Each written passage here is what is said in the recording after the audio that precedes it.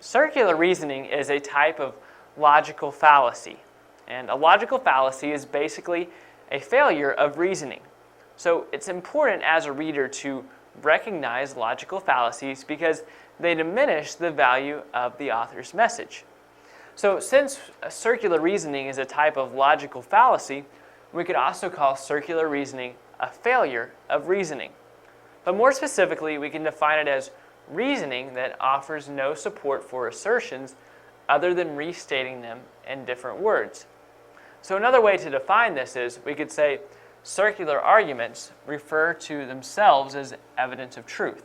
So if you find an argument that refers to itself as evidence of truth, then you know it's a circular argument.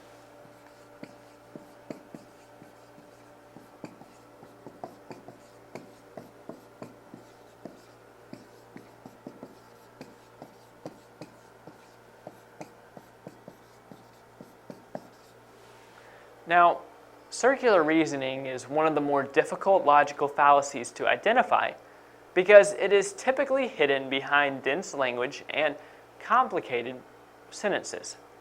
Now, a simple example of circular argument is when a person uses a word to define itself. Like right here where it says niceness is the state of being nice. So if you as the reader do not know what the word nice means, then this sentence won't be of very much help to you. Now, right here we have a little bit of a more complicated example, and this is what you are more likely to find in your reading. It says, poverty is a problem for society because it creates trouble for people throughout the community. So it is redundant to say that poverty is a problem because it creates trouble. So when an author engages in circular reasoning like this right here, it is either because he or she has not fully thought out the argument or because they cannot come up with any legitimate justifications.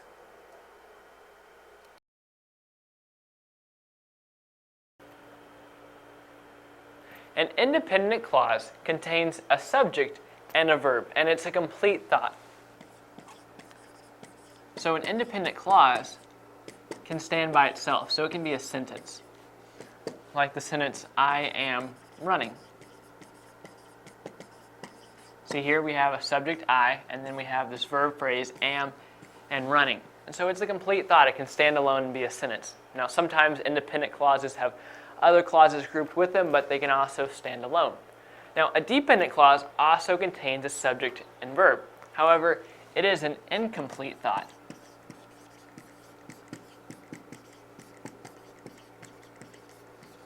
And so we can take this independent clause up here and just add the word because to it, and it becomes a dependent clause. Because I am running still has a subject and a verb, but now we have the word because, and so it's a dependent clause. It's not a complete thought. You can't just say because I am running. You need something to go with it, like because I am running, I can't come to the meeting. And so that would be a complete sentence. So that's what a dependent clause is. Now, a noun clause can be a subject, a direct object, which I will abbreviate DO, an indirect object, abbreviated IO, or an object of a preposition. So a noun clause can begin with WH question words like what, which, when, where, who, or whom, and question words like how or if. Now an adjective clause modifies a noun or pronoun.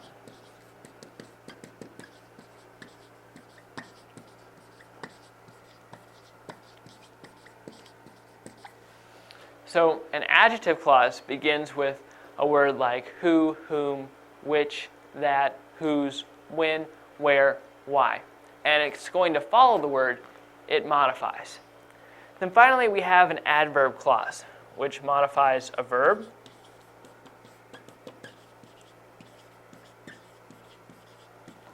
an adjective, another adverb, or an object of a preposition. Now, an adverb clause begins with a subordinating conjunction, such as after, because, since, unless, etc. And an adverb clause answers the question when, where, why, how, or to what degree, or under what condition. So that's a look at some different types of clauses.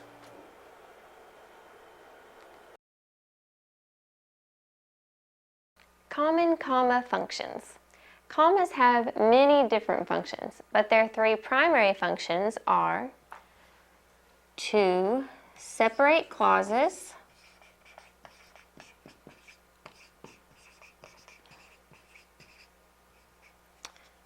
join independent clauses,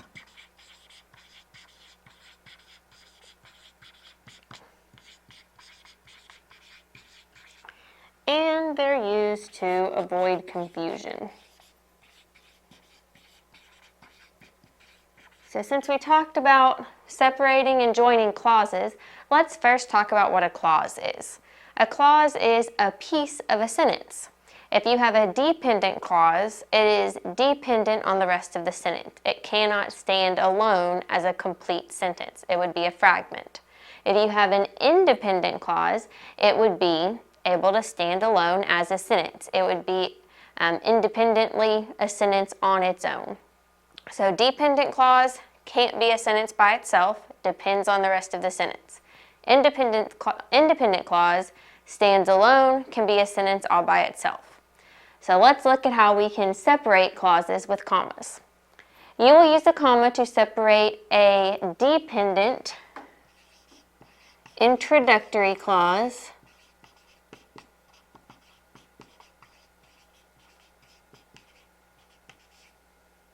from an independent clause.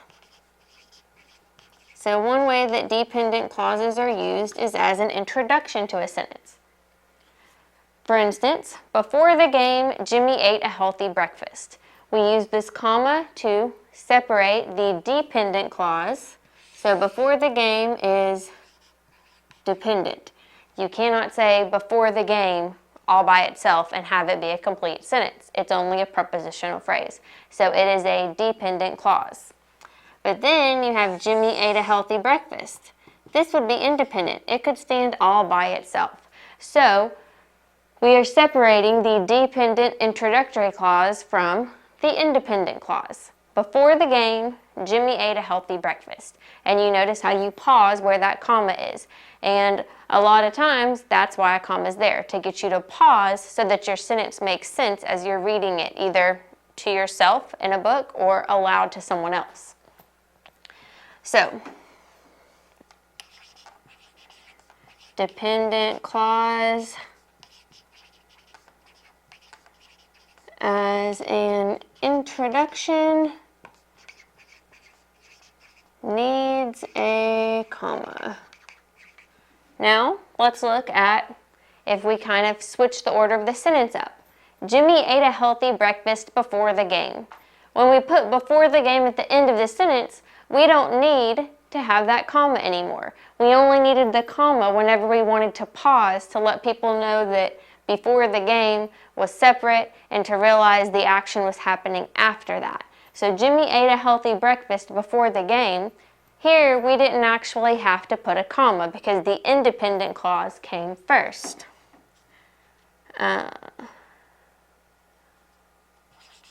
So we had our dependent clause at the end, no comma needed.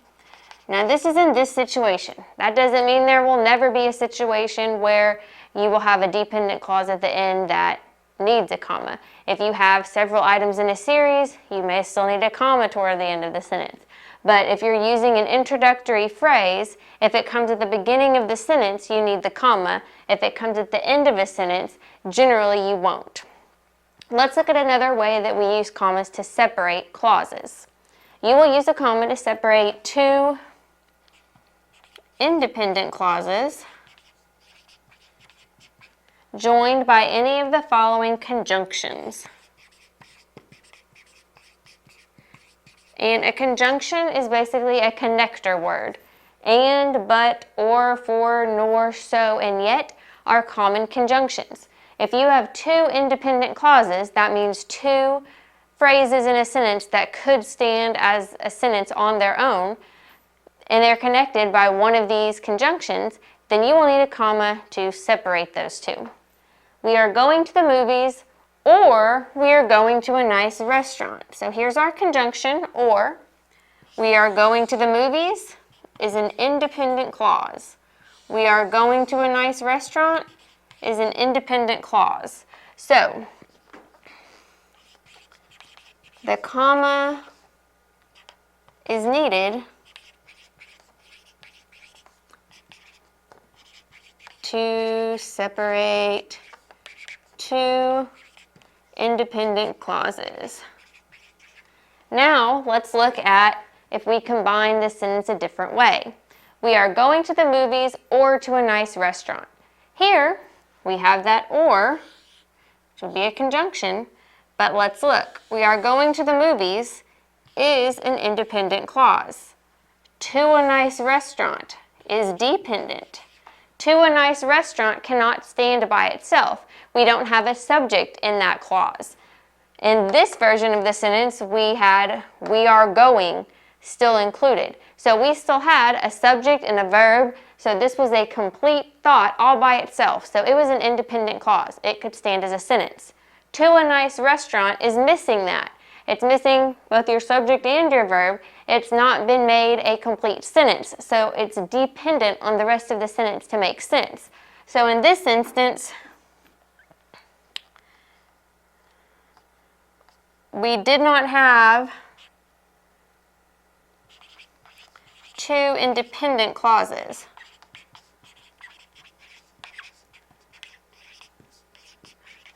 So,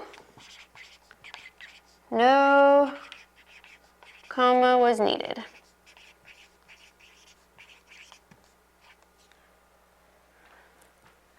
Okay, now let's look at the second primary function of a comma.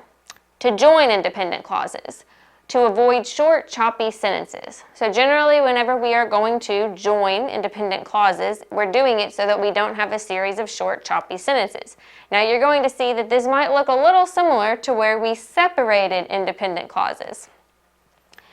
Sarah plays softball and Sarah enjoys swimming. Okay, and this one we had an independent clause, or a conjunction, and an independent clause. Let's look at the next version of this set of clauses. Sarah plays softball, runs track, and enjoys swimming. So Sarah plays softball. This is independent. Runs track is dependent. We have our conjunction, and enjoys swimming is dependent. Yet we still had those commas. And then let's look at the last version. Sarah plays softball, Sarah runs track, Sarah enjoys swimming. So all three of these are going to be independent clauses because they are complete sentences. But they're short, choppy sentences. Sarah plays softball, Sarah runs track, Sarah enjoys swimming. We keep hearing Sarah over and over, and these sentences are short. We can combine them to make it a smoother flowing sentence. So you could have two independent clauses joined by a conjunction like we did up here, and then you would use that comma to separate them. But you are still joining multiple sentences when you do that. So you're using those commas to separate the clauses, but you are using them to also join two sentences into one. So Sarah plays softball and Sarah enjoys swimming. So here we used our comma to join these two independent thoughts. Sarah plays softball, runs track, and enjoys swimming. Well, we had dependent clauses here, but we still had a conjunction. The reason we're going to put commas here is because you've got three or more items in a series. If you list three or more items or clauses, activities in a series, you're going to separate them with commas. So the reason we're using it here is to separate three or more items in a series. Here we were using it to separate two independent clauses. And then at the end we had no commas. We just had 3 complete sentences,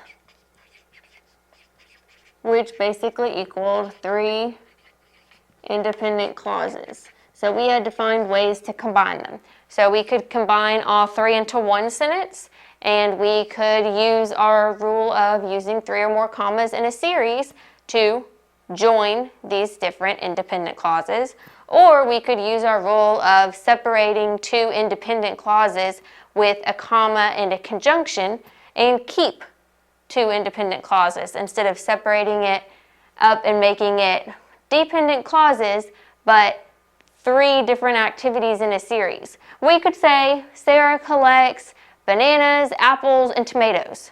We would have to put commas in that series too. Sarah collects bananas, comma, tomatoes, comma, and apples.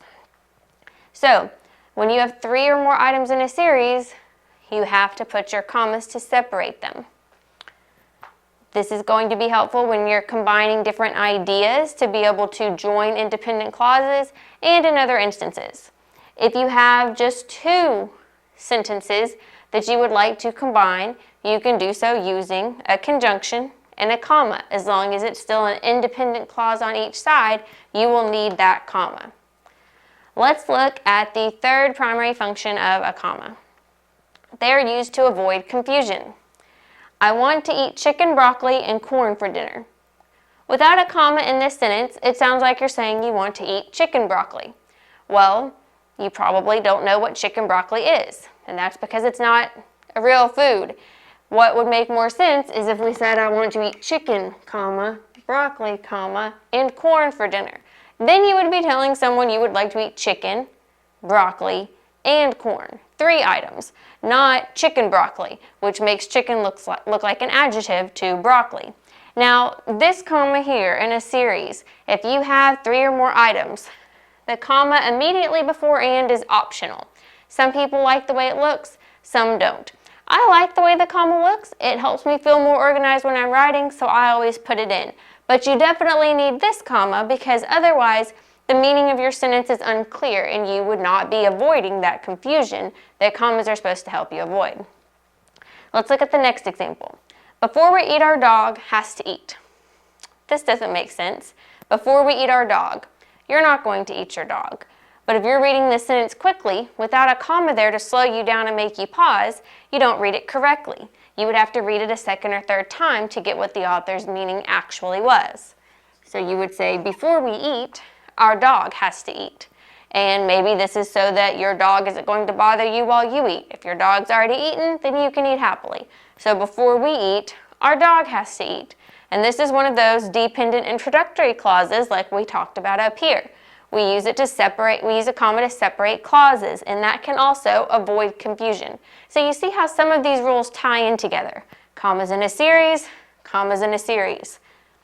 Introductory clause being separated from the independent clause that is the rest of the sentence. Dependent clause separated from independent clause. So a lot of the rules of commas may overlap a little bit, but these are 3 of the primary functions you're going to see commas used for. That doesn't mean you won't see them used any other way. They're also used geographically if you're talking about a city inside of a country or inside of a state. If you're talking about dates or times, then you may also use commas. Commas are used in people's names sometimes if you're putting a junior or a senior. So these aren't the only times you're going to see commas, but in writing, these are the primary functions in which you are going to see commas used. Allusion. Allusion is an uncited but recognizable reference to something else. Usually it's going to be a reference to something else in literature. Authors use allusions to make their own text richer. When an author uses an allusion, it gives their own writing the same significance or context that the allusion had. Let's look at some examples. Martin Luther King Jr. started his I Have a Dream speech by saying 50 years ago. This is a clear allusion to President Abraham Lincoln's Gettysburg Address. Lincoln started with fourscore and 7 years ago. So, even though Martin Luther King Jr. wasn't saying the exact same thing, he started out with 50 years ago, which is similar enough that people knew he was alluding to President Lincoln's speech. This reminded people of the significance of the event. And in reminding people of the significance of the Gettysburg Address, it lent significance to the speech that Martin Luther King was making. Let's look at some other examples.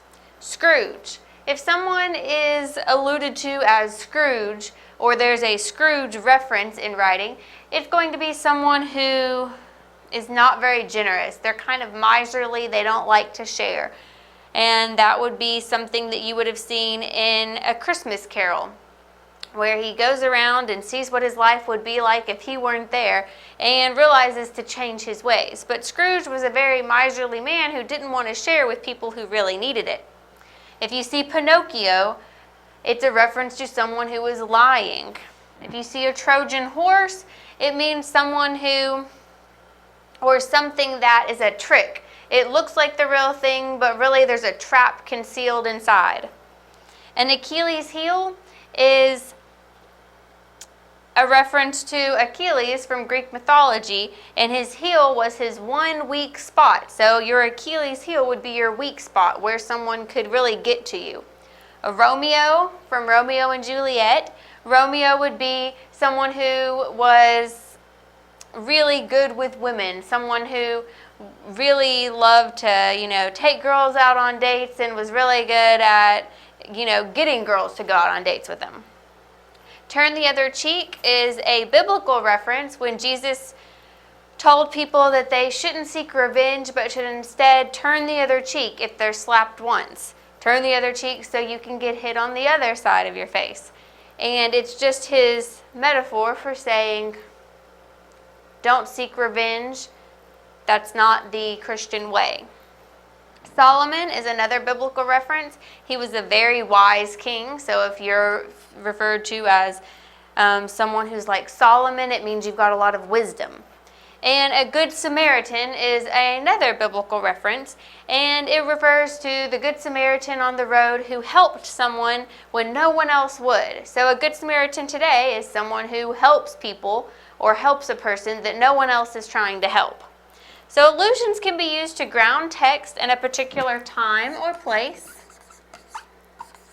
or they can use a cultural reference to make readers feel included. There are lots of reasons that a writer would use allusions, but every time that you use an allusion, it's meant to make your text richer and give your text more than it had before. So when you're reading, watch for allusions, and if you see one of these references, say to yourself, oh, that's an allusion. I learned about those. It's here to make the text richer. And think to yourself, what connotations do you get? How do you feel differently reading that word in the text? What did that word or reference do for your interpretation of the text? Because really, that's what allusion is there for.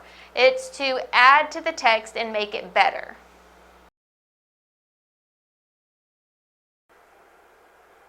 An essay where you are asked to compare and contrast is extremely prevalent and very popular, so you're probably going to be asked to write one of these types of essays at some point. So it's important that you are prepared to do that. So look at this example, running and swimming as forms of exercise. So in this example, you'd be asking to compare and contrast running and swimming. So look at running and swimming and talk about how they are alike. That's the compare part of it. And the contrast part is talking about how running and swimming are different. But remember, you're not just talking about running and swimming. You're talking about them as forms of exercise. So think about how running and swimming are similar in terms of exercise and how they are different forms of exercise as well. So there are a few things to remember when writing one of these essays. First, have purpose. Don't just compare and contrast something just to do it. Have some kind of purpose, like that way your reader can determine which is the best form, or sometimes it's to show your reader which is the best choice. Then pick your style. Sometimes you can go back and forth, like you can talk about how running and swimming are alike in this way, and then talk about how they're alike in this way. Or you can just talk about running, keep talking about running, and then talk about swimming. So the choice is talk about running and then swimming, or talk about running and swimming back and forth throughout the entire essay. The choice is yours, just decide which one is most effective. And then finally, derive purpose. Now I know I just put that up there, but it's very important. Don't just write an essay where the reader comes to the end of it wondering why they even read your essay. Give them some kind of purpose to comparing and contrasting the things that you have been talking about through the entire paper. So remember those things, and you'll be on your way to writing a great essay.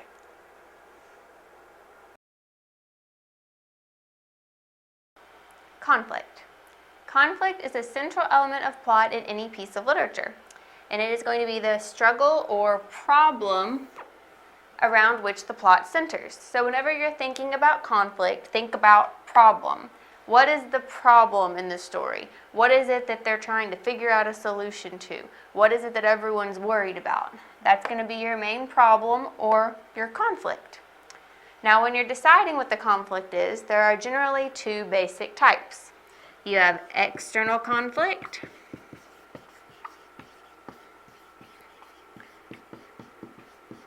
and external conflict is just what it sounds like. When the main character has a struggle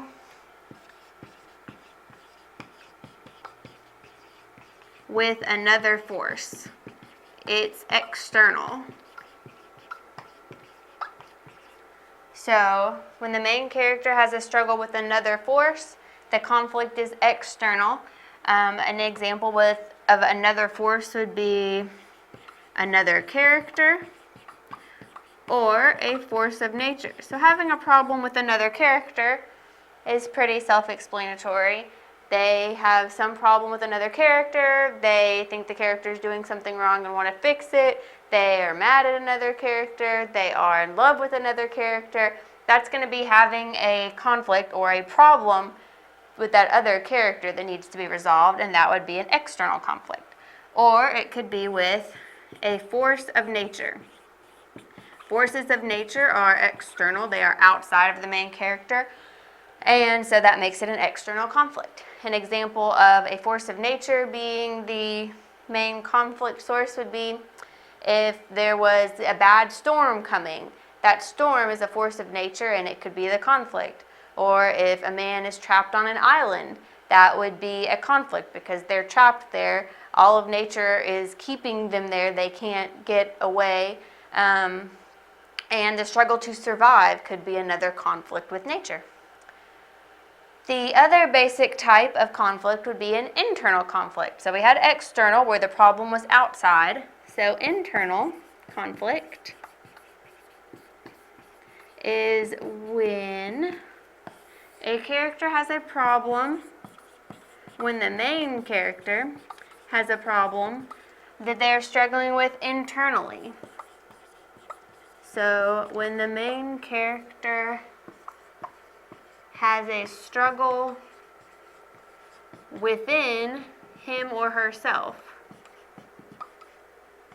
So it isn't anything outside, it isn't anything other people are affecting. So they could influence it with their actions, but the problem is really going to reside within that person. An example of that would be deciding between right and wrong. Other people can tell you, this is right, this is wrong. One person may say, it's all right to steal a loaf of bread if you're hungry and you have no money.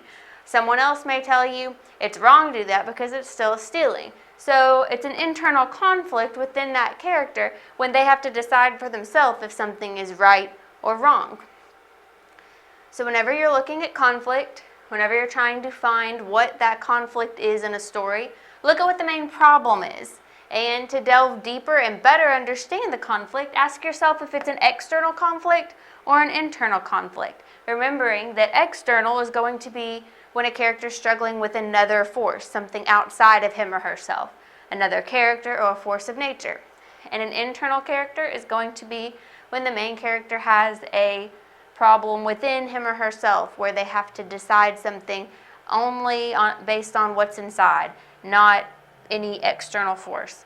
Good example, deciding between right and wrong. The most important thing to remember is what conflict is. So just keep saying to yourself, a conflict is a problem.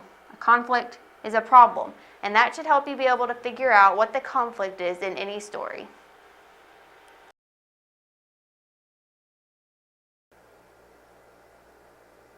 Dashes have two main functions. One, they can be used in place of commas in order to set off a certain part of the sentence. Or two, they can be used to show a pause in a quotation. So let's take a look at the first use. Two states on the West Coast, Washington and Oregon, have amazing weather. So right here, Washington and Oregon could be omitted from the sentence. So try reading the sentence without Washington and Oregon in the sentence. Two states on the West Coast have amazing weather. That sentence still makes perfect sense. So Washington and Oregon is just extra information. So what's one way you can set off additional information? Through the use of commas. So we could just put a comma right here after coast and a comma right here after Oregon. But in this case, the writer chose to use two dashes. So here, the sentence reads, two states on the West Coast, Washington and Oregon, have amazing weather. So here, you pause and where the dashes are. Just like you would pause when you see a comma, pause where the dashes are. So it's two states on the West Coast, Washington and Oregon, have amazing weather. So that's one way to use dashes, just to set a certain part off of the sentence from the rest of the sentence. Now also dashes can be used to show a pause in a quotation. Like right here, go to the left, turn right. So right here the speaker is telling the driver to go to the left, and then they pause for a second and realize that they actually need to go to the right, so they're saying turn right. So the dash right here is showing that the speaker thought for a minute, because otherwise the sentence wouldn't make sense without the dash, because the sentence would just read, go to the left, turn right. So the dash is needed here to show the reader that the speaker paused, thought about it, and then changed their mind. A dash can also be used at the end of the sentence if a speaker suddenly stops what they are saying. So it could be like, I was headed this way, then there's a dash, and then it could be Jim froze in fear when he saw the bear. So dashes can also be used at the end of a quotation. So just remember the two main ways that dashes can be used. Dashes aren't used very often, so use them sparingly and only when needed.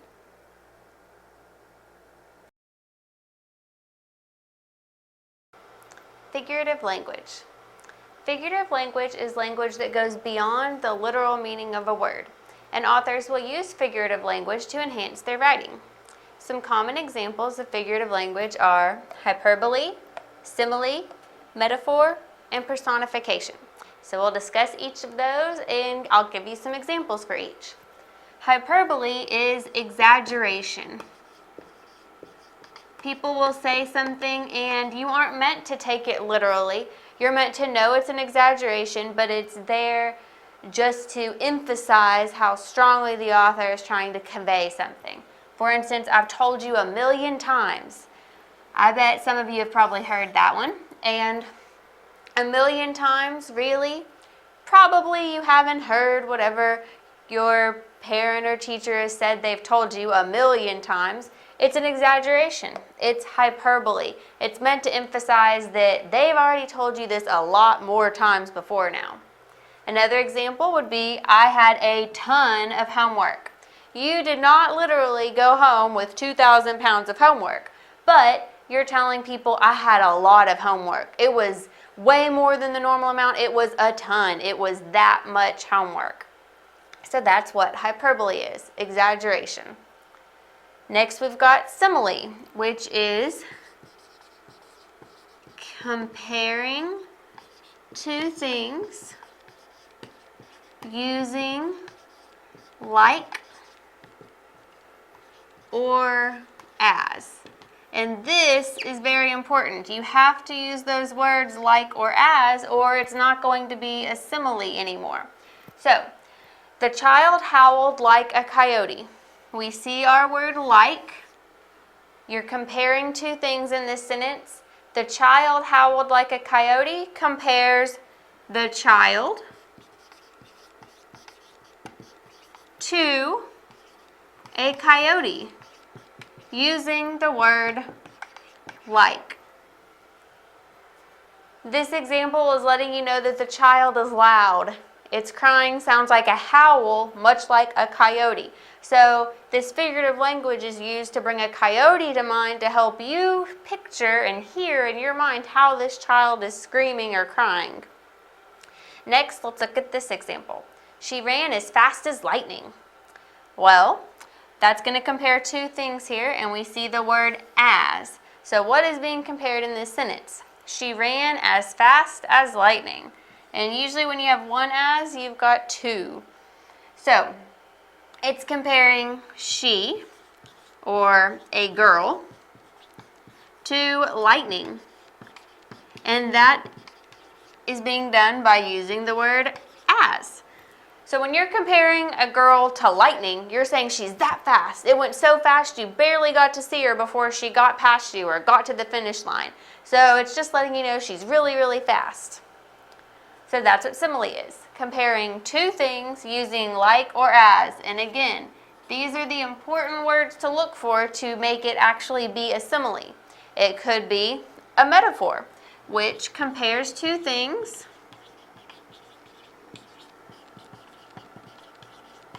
without using like or as.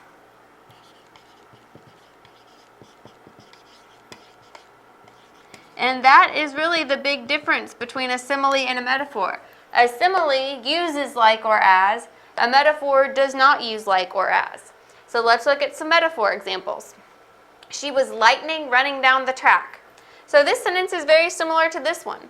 They're both comparing she, or a girl, to lightning. They're both saying this girl is really fast, but this one just says she was lightning. She was lightning running down the track. It doesn't say she ran as fast as lightning. It doesn't use like or as, it just says she was lightning. So it's a different way to use the same kind of figurative language. So that's one example of a metaphor. Let's look at this. And this is an excerpt from Edgar Allan Poe's poem, The Raven. And his eyes have all the seeming of a demon's that is dreaming. Now this one's a little trickier because it doesn't just come out and say, this was this, or this is this. Like here it said she was lightning. But it says that his eyes have all the seeming of a demon's that is dreaming. So we're comparing his eyes to a demon's eyes, which is basically comparing him, or a man, to a demon. If his eyes are like a demon's eyes, then this man is being compared to a demon, which is to maybe say that the man is evil. It doesn't mean he's literally a demon. It means he's got some characteristic of a demon. He's maybe an evil person. So in poetry, your figurative language may not always pop out at you if it's a metaphor. A simile is pretty easy to spot because you'll see like or as. But a metaphor might be a little trickier. So just look for what two things are being compared in that sentence or that phrase of a poem. And the last piece of figurative language we're going to discuss is personification, which is when an inanimate object is given human qualities. You are personifying it. You are making it do something a person would do, even though it's not something that can do these things. And remember, inanimate objects are going to be things that are not alive. A chair, a teapot, the wind, water. Those are inanimate objects. So the example here, the water slapped the side of the boat. The water slapped. Can water actually slap like a person would slap? No, but it makes you think of the action of slapping and the sound you might hear with the slap whenever you picture this water slapping the side of the boat. And that's why they're using this particular word and personifying the water. Depending on what the story is about where this sentence appears, it could be that the water is being made as like an evil character. If someone drowns in this story, then the water would be seen as an enemy, and so it slapping the side of the boat would give it that negative feeling. Another example, the teapot shrieked. Shrieking, screaming, that loud sound, you can hear it in your head when you think about the noise a teapot makes. But a teapot isn't actually shrieking like a person would. It's simply making that noise because the air is hot enough that it's trying to get out now. Or the wind howled.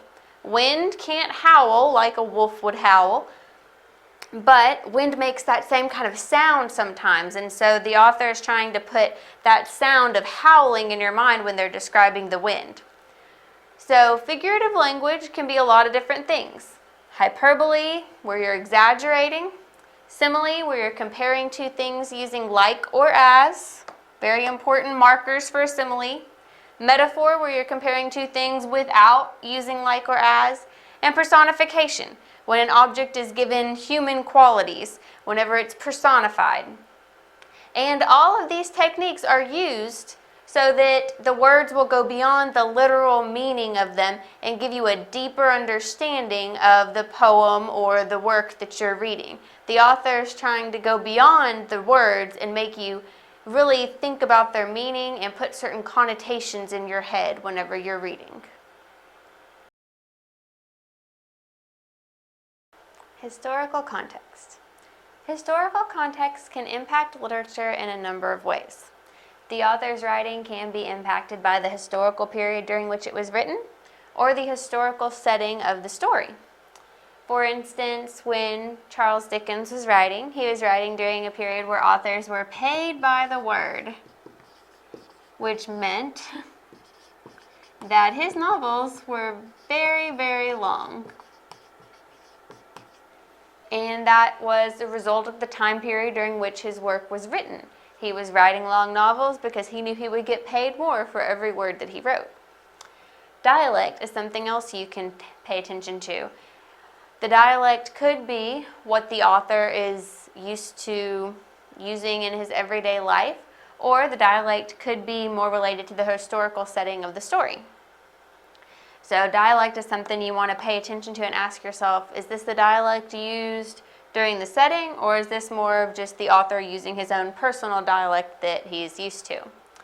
Another thing to pay attention to with historical setting is major events that are going on. You want to be familiar with the time period during which a story is set so you can have a better understanding of it. So, one example is the Civil War. During the Civil War, slavery was the normal thing in the South. And whenever the Civil War is over, lots of slaves or people that used to be slaves wanted to tell their story. And so what came about were slave narratives. And these painted a picture of what slave life was actually like during that time. It was an actual account from that time period. And it kind of also told the relationship between slaves and slaveholders. So that source of writing is very valuable, and it's become one of the most important literary genres for African American writers. Today, people may still write from that perspective in that time period, but the actual slave narratives that gave first-hand accounts were very important. Another thing to pay attention to with Civil War writing, slave narratives, anything from that time period are the themes. A lot of times you'll see themes of power, race, inequality. Because when slavery ended, it was because people were saying, your skin color doesn't make you more or less of a person or a better or worse person. Everyone's equal. And while equal rights didn't come about till later, it started that theme of equality around the Civil War time. Another major event that's common is World War II. There are countless novels based around World War II events, whether it's based in Nazi Germany, whether it's based in America, as people are dealing with what was going on here. But one of the biggest things that you'll see is the topic of genocide, destroying a whole race. So your Jewish Nazi relations, you're going to see a lot of. Anne Frank, very, very popular book, one that most people are going to know about, was based on this. And if you know the World War II era, then you know what to expect when you're reading. You know that the Nazis are trying to take over most of Europe. You know that the Jews are being persecuted, and you've already got that bit of background knowledge before you even read the rest of the book. And with World War II novels, you're again going to see themes of race, power, and democracy, because in the end, people were going to say that having a government where some totalitarian dictator took over everything wasn't the best way to be. And you're going to see people highlighting the pros of democracy. So whenever you're reading, really pay attention to the historical context of the story, because the historical period during which it was written is always going to have an impact, and the historical setting is going to be very important for you to understand, so that you can understand why the author gave the character certain motivations and why the author carried out the plot as they did. Inference. Inferences are conclusions that a reader makes using clues in the text. So an author may not explicitly say something, but they leave little hints behind, and you have to connect the dots to form a conclusion. And inference is different than making a guess because it is based on evidence. So you read, you pick up on those clues or hints that the author leaves behind, and you put them all together to form your inference. So let's look at a couple of examples. Charlotte's toddler is in bed asleep upstairs. She hears a loud thump and then loud crying. So, knowing that the toddler is in bed asleep and then hearing a thump and crying, you can infer, or Charlotte can infer when she's at home,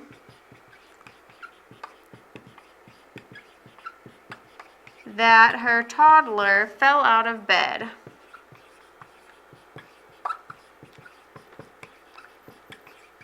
Now, our example doesn't say the toddler fell out of bed, and it doesn't say Charlotte ran upstairs and found her child on the floor, but because you know the kid was in a bed sleeping, and then you hear a thump, probably against the floor, and then crying because the kid is hurt or scared from waking up in the middle of the night on the floor unexpectedly, Charlotte can infer that her toddler fell out of bed, or the reader can infer that that's what happened whenever they're trying to process the story and figure out what the author was trying to tell them with these clues.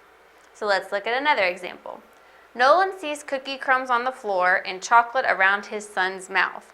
So cookie crumbs on the floor, chocolate around his mouth is going to tell you that Nolan's son got into the cookie jar.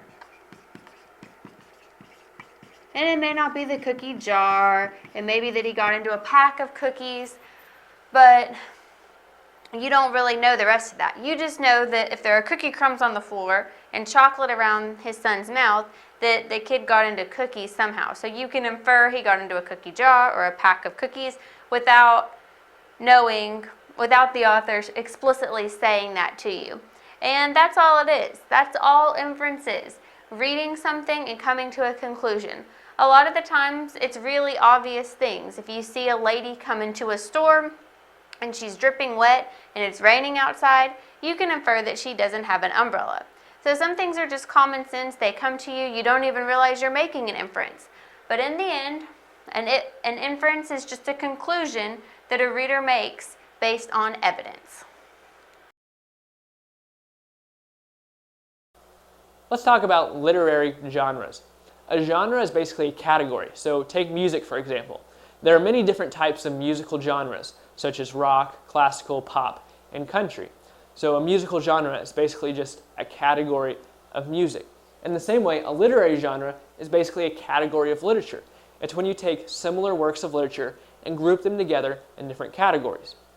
It's also important to remember that the criteria for genres is always changing. Literary experts have differing views on which genres should exist and the criteria for those genres. So it's hard for me just to write up here on the board all the literary genres that exist because it's not cut and dry. Different literary experts have different views on which ones exist. Then when you start looking at the literary genres, it can get confusing from there because then you have subgenres that come from those literary genres. Take, for example, the two simplest genres, nonfiction and fiction. Nonfiction being a true story and fiction being a made-up story. Sometimes authors will combine those two genres by writing about a true story but changing the names of the characters. So then it's both a nonfiction story and a fiction story, creating a third genre. So take a look at some other genres out there. Take nonfiction, for example. You have the genre of nonfiction, but then you can split that up into the subgenres of essay, memoir, and then there's others as well. Or if you look at the Greek classification system of genres, you have poetry, drama, and prose. But poetry can be divided up into the subgenres of lyric and epic, and drama can be split up into the subgenres of comedy and tragedy. Comedy being a drama with a good ending, and a tragedy being a drama with a bad ending. But then the subgenre of comedy can be split up into more subgenres, such as a comedy of manners and a sentimental comedy. So you can see how confusing the classification system can get. But don't be overwhelmed by that. The main thing you need to remember is that a literary genre is a category of literature. Persuasive essays. When writing a persuasive essay, the writer will try to convince the reader to adopt the opinion of the writer on a particular issue. They do this in many different ways, but they should demonstrate a keen understanding of their audience. You need to know who you're writing to, who you're trying to convince of this opinion. Consider the interests, prior knowledge, and learning styles of the audience. So think about who you're writing to. Are they going to be interested in this topic to start with, or are you going to have to get them interested? Are they going to have any prior knowledge about this, or is this the first time they're going to be reading about it? How do they learn? What's the best way that you could support your thesis so that they would eventually adopt your opinion? These are all things to think about when you're writing. At the beginning of every essay, you're going to want to develop your thesis. Now, the thesis is going to be in the introduction of your persuasive essay, but it's going to be at the end, not at the beginning. So in most papers, your thesis will be at the beginning of that introductory paragraph, but not in a persuasive essay, because in a persuasive essay, you want to establish credibility first. You want to win the trust of the audience, or at least their interest, before you tell them what you're trying to convince them of. And one way to do this is to use an anecdote or story. If you start off your paper with a short anecdote or story, it kind of warms the audience to you. You may give them a little bit more information that lets them know you are a credible source to be talking about this topic, and then introduce your thesis. Then introduce what it is you're going to be trying to convince them of in this persuasive essay. Now, once you've established your thesis, there are several ways that you can develop it, but we're going to discuss 3 different persuasive essay techniques today. One is making claims. You're going to give lots of supporting ideas to your main argument, so you should have small claims along the way that support the central argument. You make one big claim at the beginning when you tell people what it is you're writing about, what it is you're trying to convince them of, but you're going to make several small claims along the way that support that central argument. Claims should be rooted in fact and observation. These claims cannot be something that is just your opinion. It can't be something you made up. You can't say, I think chocolate ice cream is the best ice cream. You could say, I think an ice cream parlor should serve more varieties of chocolate ice cream. And you could back that up by going and doing some research, looking to see what kind of money the store might make if they had different ice cream flavors. And you could back it up. There's facts, there's observations, there's statistics you could look at. But if you just say, chocolate's the best, there should be more chocolate, that's just your opinion. It's not a small claim that would be confirmable. And that leads us to this part. Must be confirmed. Any facts that you include, any observations must be confirmable. You must be able to go back and show where you found them, show that it's a true statement. So, with any persuasive essay, include references when possible. Show where you got this information. Don't make the reader go find it. Present it to them to show that you are being upfront about this. What you're saying is true. What you're saying is the right thing, and they should believe you. It further establishes trust with them. Another way that you can develop your thesis is with examples and expert opinions. Examples are most effective when they complement facts. So you've laid out some facts and observations. Now give some examples that support those, because examples are a good way to make dry facts more interesting or understandable. Sometimes a writer will present a fact and you'll say, I don't really know what they mean by that. But if they give you an example to back it up, then you say, oh, that's what they meant. So using an example can make your audience understand what you're trying to tell them better and make it more interesting, because sometimes facts are dry and hearing a lot of facts in a row may just be boring and may not actually pull your reader's interest toward that opinion you're trying to convince them of. If you use an expert opinion, your expert should have a title or credential of some sort that clearly indicates the expert's knowledge and experience in the topic. So if you're saying someone is an expert on, let's say, a certain drug, then you may want the doctor to be there to say, oh, well, amoxicillin really does have all these health benefits, and here are all the things that I can tell you about that.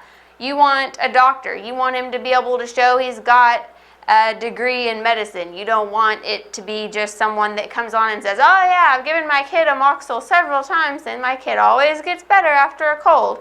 That's not what you want. You want someone who's got verifiable credentials to be an expert. Now, we've looked at making claims using facts to support your thesis and using examples and expert opinions to back those up, but you can also look at emotional appeals. Opinions are formed by emotion as well as reason. So these are going to play more on reason, more on logic, where emotional appeals are going to pull on a reader's emotions. These should be used in a proper and ethical manner. And that's important to remember. If you're going to appeal to a reader's emotions, you need to be responsible about it and make sure you're doing it the right way. And let me show you some examples to expand on that. Think about drunk driving ads. Sometimes you may see some really sad and graphic things in those ads, but what's being shown is shown to you to let you know that this is a serious issue, that people should not drive after drinking because there can be terrible consequences. Anyone using that information should be using it to support not drinking and driving. And so even though it's pulling on your emotions, it's doing it for a good reason. But then let's look at politics.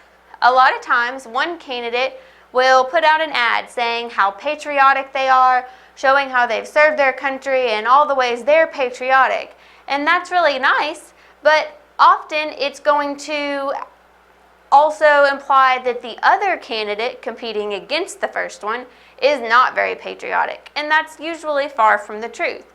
Meanwhile, that first candidate's patriotism is going to link them to voters. Voters are going to say, oh, I really care about the country too, so I need to go with this guy because he's patriotic and the other one isn't, even though that's not true. So you don't want to mislead your audience with emotional appeals. And one other way that that can be done is with loaded language. If someone is extremely religious and they are called a fanatic, the word fanatic has a certain connotation to it that is negative. The same way if someone was environmentally conscious and someone called him a tree hugger, that has a negative connotation. So using loaded language words like that can give negative connotations and pull on a reader's emotions that way. And that's not what you want to do. You want to use it to support your argument, but not put down other things. So whenever you're writing a persuasive essay, make sure you're keeping in mind who your audience is, what their interests are, how much they may already know about the topic, and what's going to help them the most. And then you can decide if you want to use small claims along the way, expert opinions and examples, or emotional appeals to back up your thesis. But the most important thing you're going to need to do is to win your audience's trust. You want to establish that you're credible so that you can convince them that your opinion is the correct one. Plotline. Every plotline basically follows the same stages: introduction or exposition, the rising action, conflict, climax, falling action or denouement, resolution or conclusion. In the introduction, it's going to set up the plot and tell you what the story is about.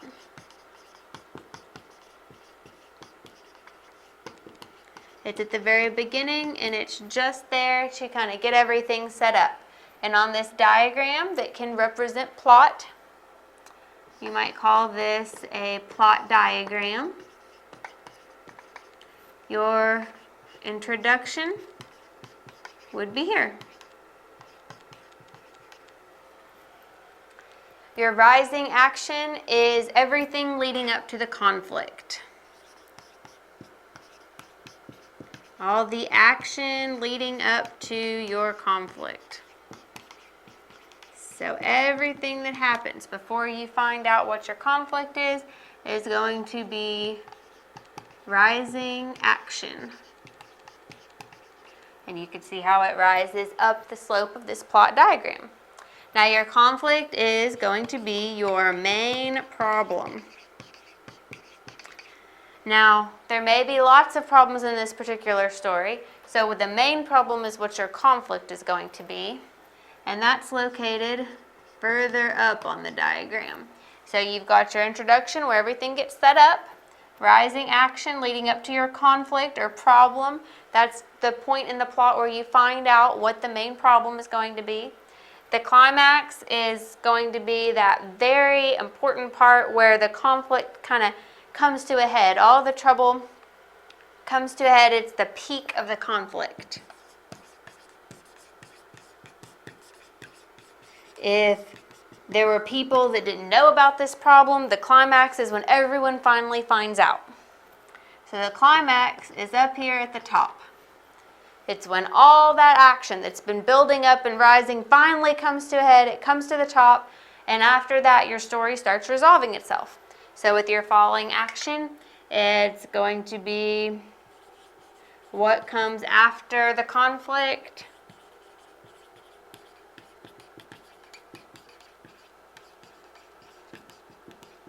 The beginning of a resolution.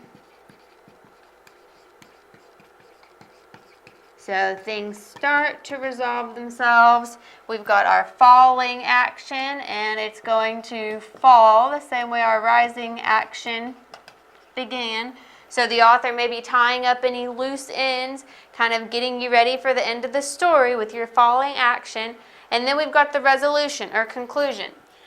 And this is where you might find, you will probably find, because sometimes the author leaves you wondering, but you will probably find a solution to your conflict.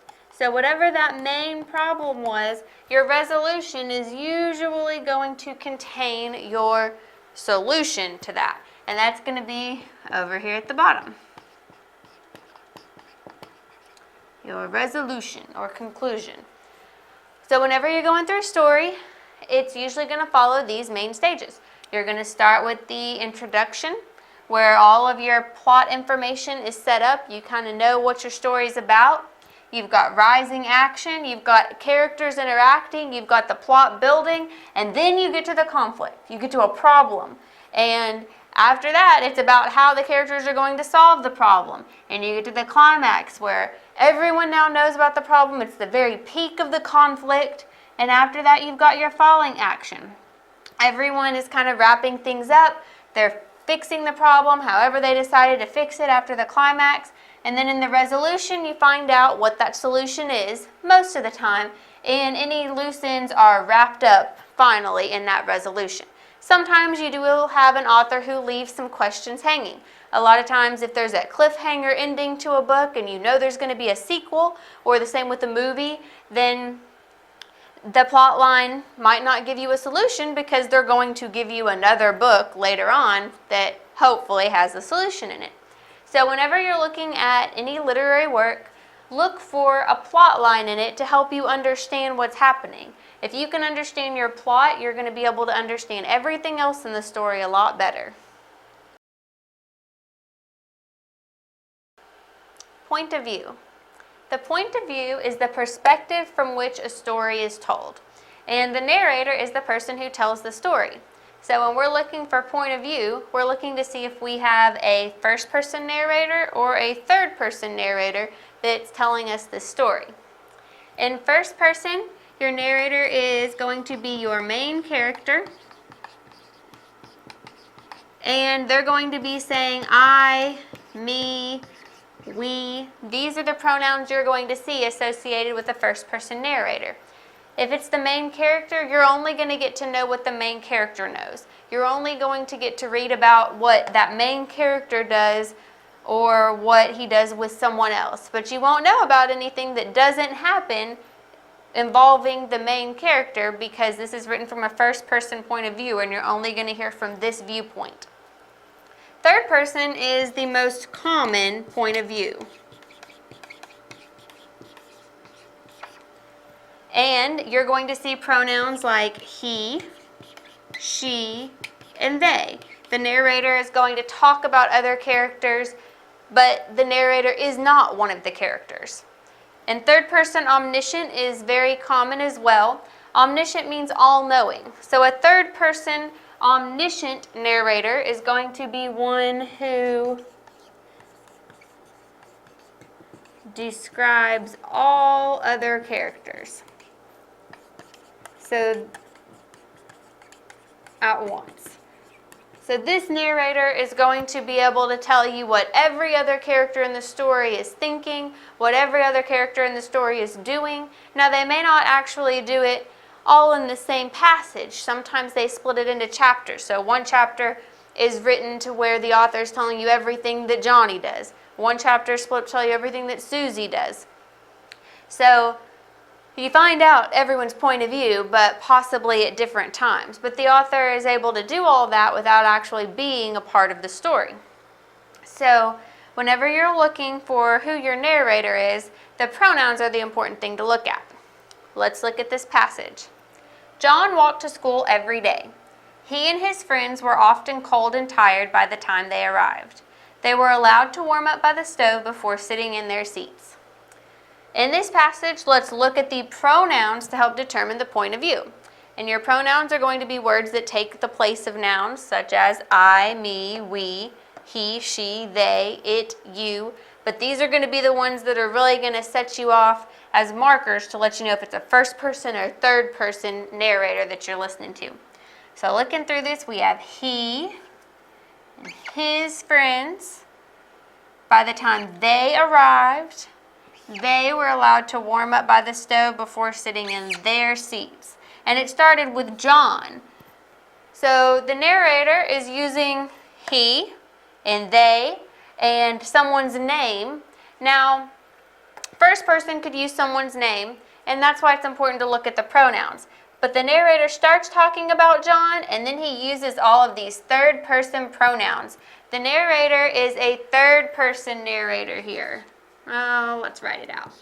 Third person.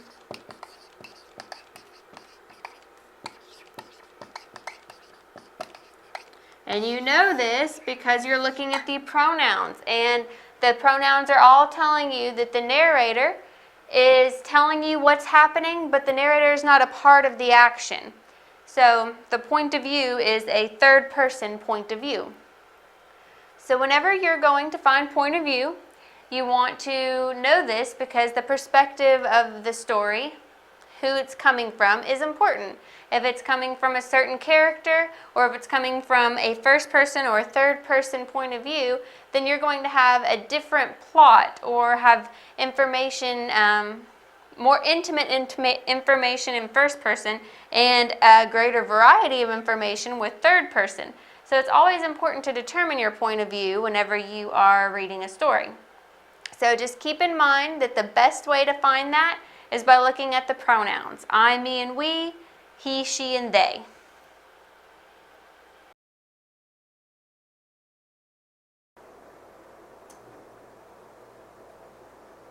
It's important to choose the correct pronoun when you're writing or when you're speaking. So we're going to take a look at a tip or a little trick to be able to determine which pronoun to use. So you're going to want to restate sentences twice using each subject individually. So when you want to use a pronoun, you can usually whittle it down to two pronouns that you're looking at that you're trying to decide between. So what you want to do is try the sentence twice, each time with a different pronoun, and determine which one sounds correctly. Ideally, you're going to want to be familiar with the correct grammar rules to be able to figure out which pronoun to use. But obviously, in this case, if you're trying to decide between them, you don't know the grammar rules, so you're going strictly off of sound. That's because you've heard other people use pronouns correctly. So you just plug in each of the pronouns, and you'll be able to determine which one sounds correct. So right here, we have Bob and blank will be going. So we need to figure out the correct pronoun. So it's either going to be me or I. So now we just need to try both. Like Bob and me will be going. Well, that doesn't sound very good, so let's try I. Bob and I will be going. So we know that's correct. Now here we need a pronoun as well. So it's either going to be we or us. So we can try this out. We boys played football last year, or us boys played football last year. Well, immediately, we notice that boys doesn't sound correct here. In fact, we need to eliminate boys, because you never want to use a pronoun and its antecedent next to each other. Like, say, for example, we were talking about somebody named Tim. Tim would be the antecedent for the pronoun he. So say Tim went to the store. We could instead say he went to the store. So the pronoun he would be standing for Tim, which would be the antecedent. So here, boys is the antecedent for we or us. And so we don't need to use a pronoun and its antecedent, so we just eliminate boys here. So now we just try both of these. So we could say, we played football last year. Well, that sounds correct, but let's go ahead and try us as well. Us played football last year. Well, that doesn't sound right, so the correct answer is going to be we.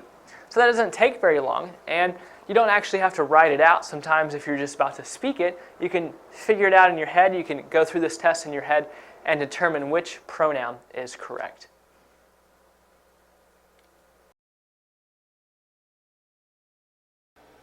Purpose. An author writes with one of four purposes in mind: to inform, to describe, to entertain, or to persuade. Once we figure out which one of these four purposes the author is writing with, we will be able to better understand his or her motivations for writing. If the author is writing to inform, it will probably be nonfiction. And some examples you might see are research papers or recipes. You are getting information. The author is informing you of something. They're informing you how to do something. It's nonfiction. Their purpose is simply to inform you. If the author's purpose is to describe, it will probably be fiction, and it's going to have lots of details.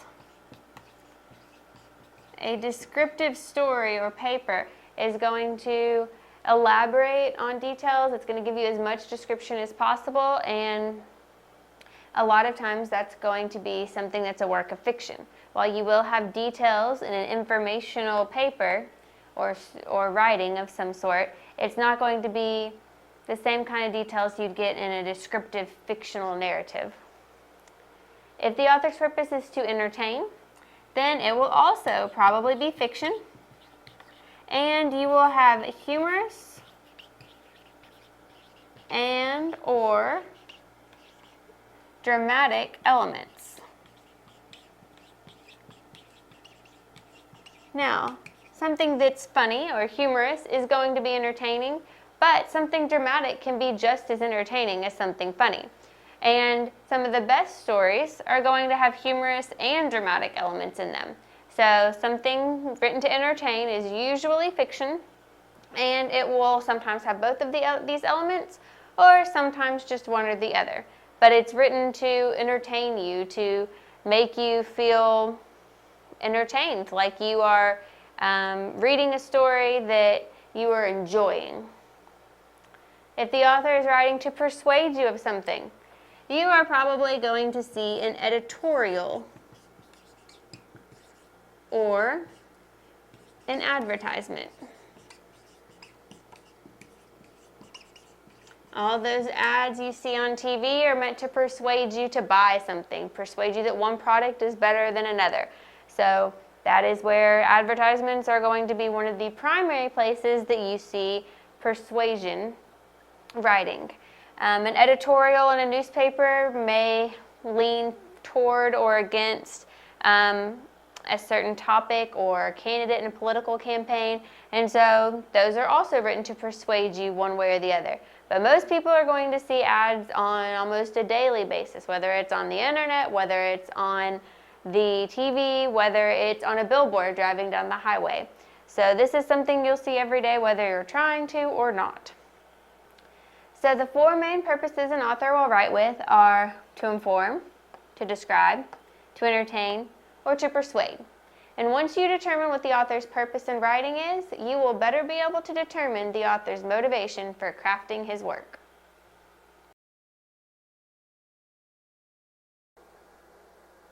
Quotation marks are used to show that the words inside the quotation marks are someone else's, not the writer's own.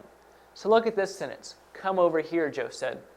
So the quotation marks right here and right here are conveying that the writer did not say "come over here."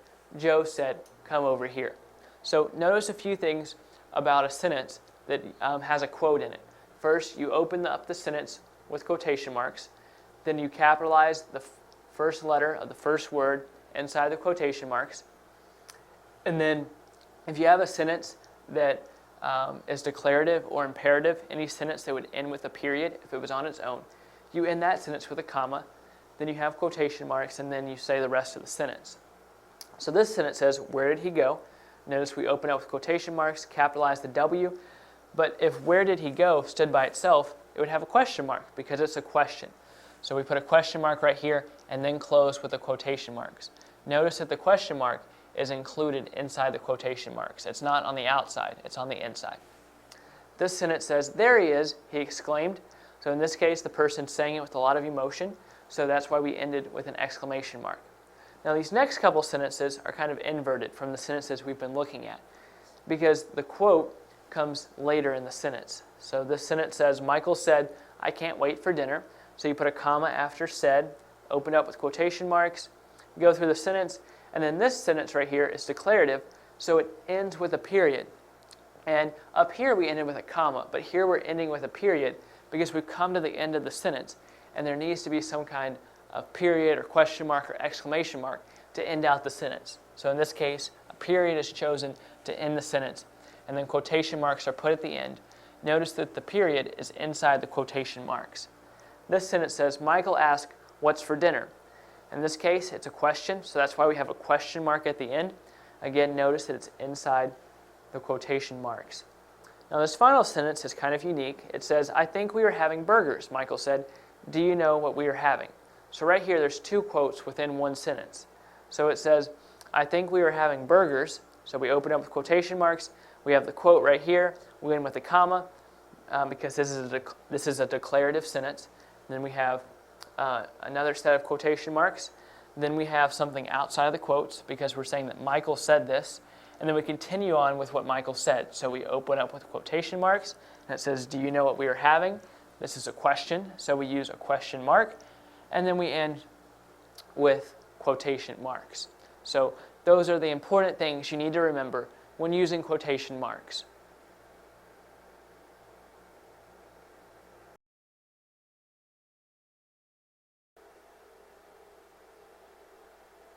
A subject, along with a verb, completes a sentence.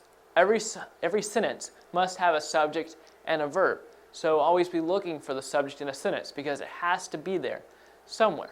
Look at this first example. Running is good for you. The verb right here is. So then what is the subject of this sentence?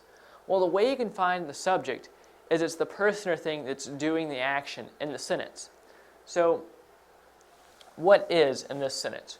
Running is. So running would be the subject. Okay, so think of another example, like he rode his bike. Okay, rode is the verb here. So again, you can just ask the question, who is riding here? Who is the person or the thing doing the action here? Well, the action is riding, so then who is riding? He is riding, so he would be the subject. Over here, she is cheerful. Okay, who is cheerful? She is cheerful, so she would be the subject. Now this is going to get a little bit more complicated now.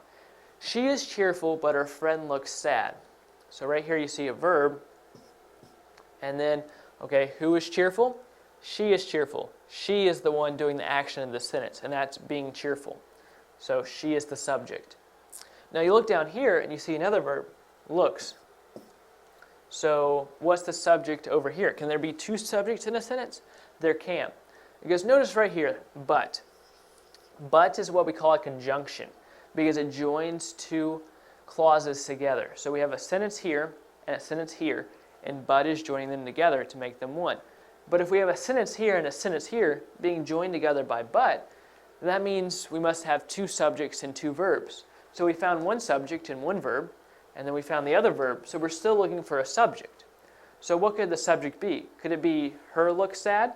That wouldn't make sense, because remember, the subject is who or what is doing the action. So someone is looking sad in this sentence. Who is looking sad?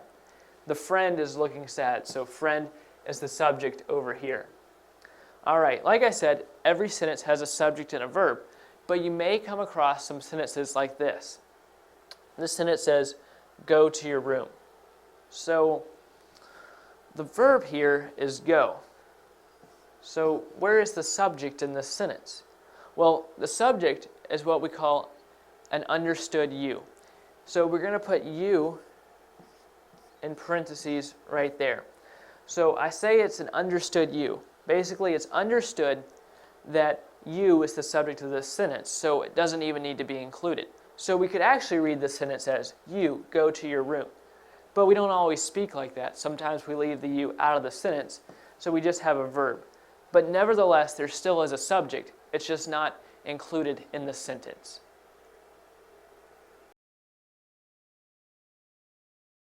Symbol. A symbol is the use of a concrete object to represent an abstract thought or idea. And authors will use symbols to provide meaning beyond the actual literal meaning of a word. They use it to symbolize something else. So let's look at some examples. Darkness. Whenever you think of darkness, a lot of times the idea of evil comes up. So in a literary work, if darkness is mentioned a lot, it may be talking about something evil or bringing to mind something evil, letting you know something bad's about to happen. Let's think about some more. Dove. A dove often symbolizes peace. So if you have a dove in the story, it could represent peace, or that peace is coming. Let's look over at fox. A fox is a clever creature. They're very cunning. So a lot of times a fox can represent slyness or craftiness. And it doesn't always mean someone bad, but it's going to be someone who is sly, who might be able to manipulate other characters. The color white will often symbolize purity or cleanliness. And the season spring. Spring is when the flowers are blooming, everything in winter has been dead or dormant, and now in spring all the flowers are coming back. So it symbolizes rebirth or new beginnings.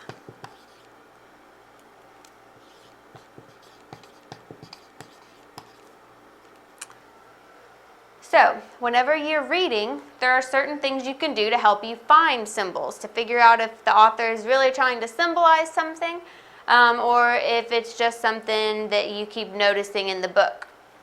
So first you want to identify the plot and theme, because any symbols are going to have to do with key aspects of the plot and theme of your story.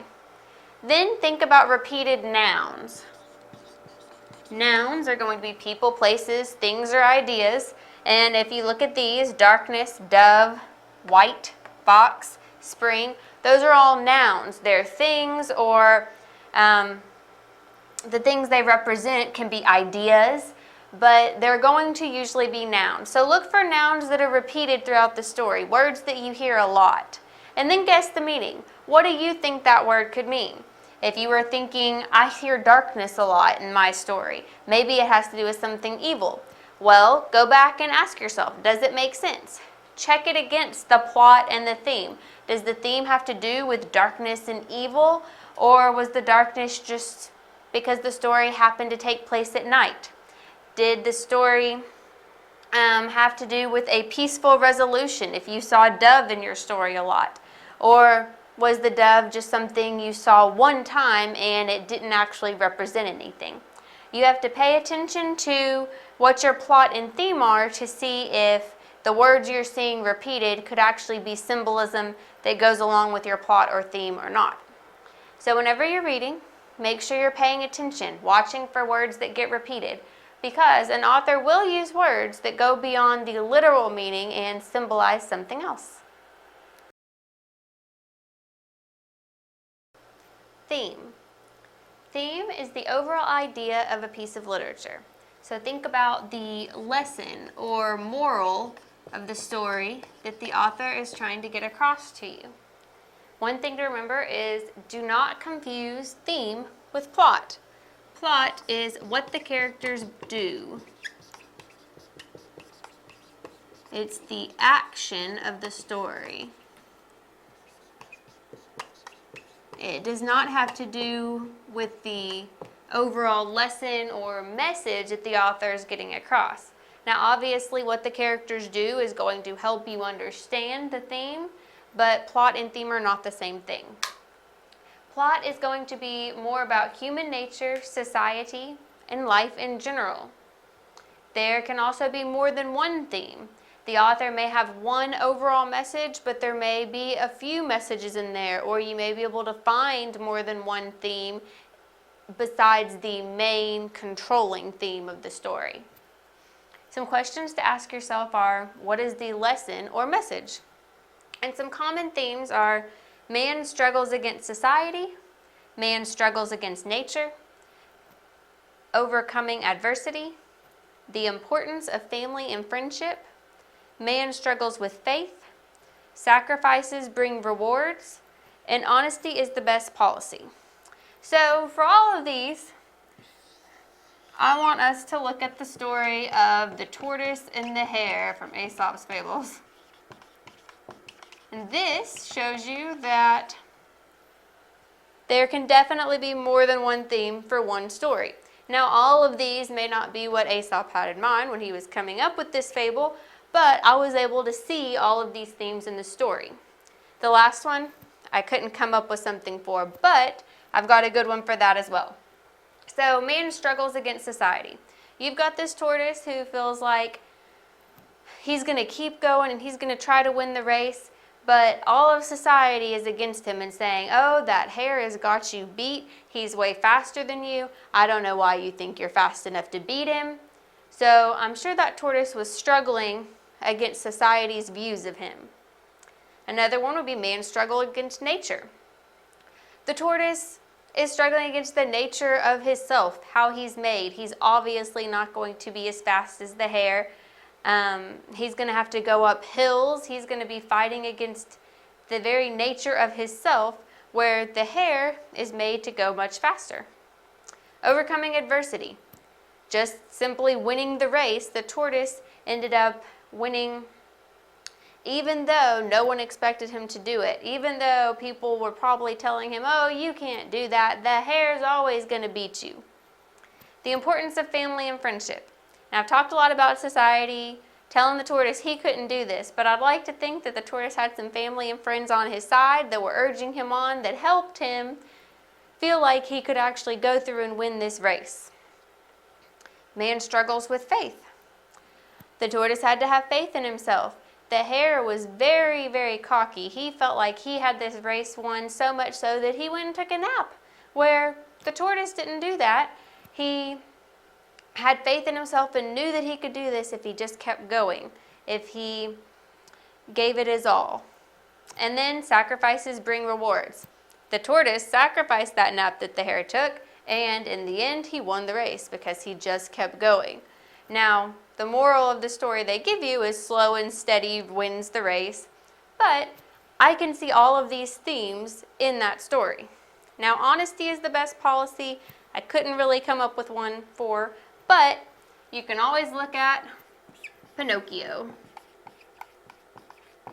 Pinocchio, every time he told a lie, his nose grew. It was not a good thing. Every time he lied, something bad happened to him.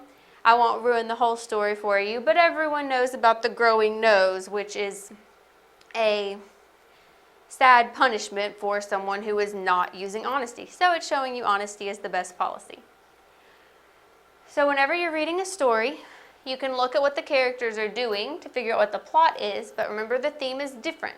The theme is going to be the controlling idea in that piece of literature. And you want to ask yourself, what is the lesson or moral the author is trying to get across to me?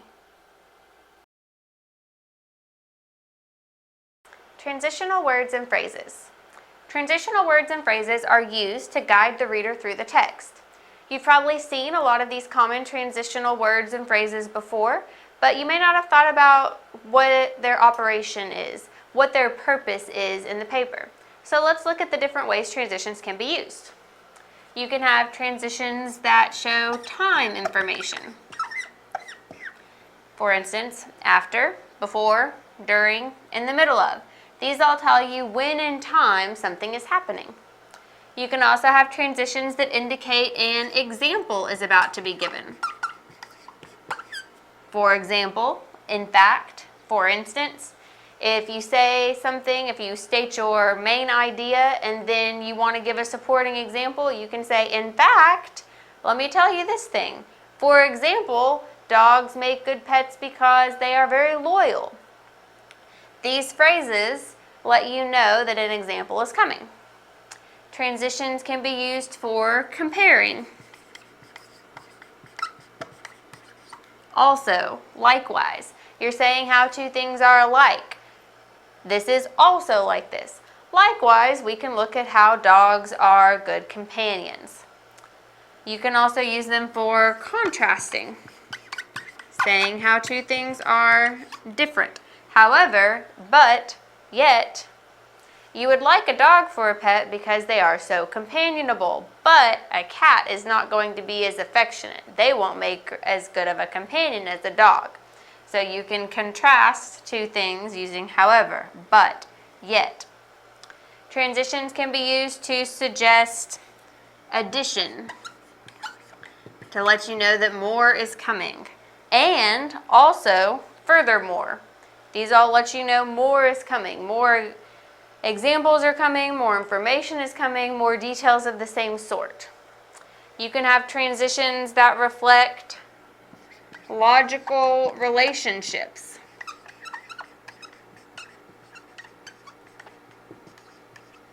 If, then, therefore, as a result, since. If I go to bed late, I might be tired in the morning. I went to bed late, therefore, I was tired in the morning. So these transitions reflect logical relationships. And our last example for transitional words and phrases are steps in a process. And these words show that. Exactly, they're showing steps in a process. First, you'll gather up all your ingredients. Second, you'll mix the dry ingredients in a bowl. Last, you'll take the cake out of the oven. So these steps are telling you exactly what's happening first, second, third. They may throw in next after that. They may not want to just put numbered all the time. Like last isn't telling you the 10th step, it just uses the transitional word last, but it still is giving you an idea of what step that is in a process. So make sure you use your transitional words and phrases where they will orient your reader and illuminate the structure of your composition.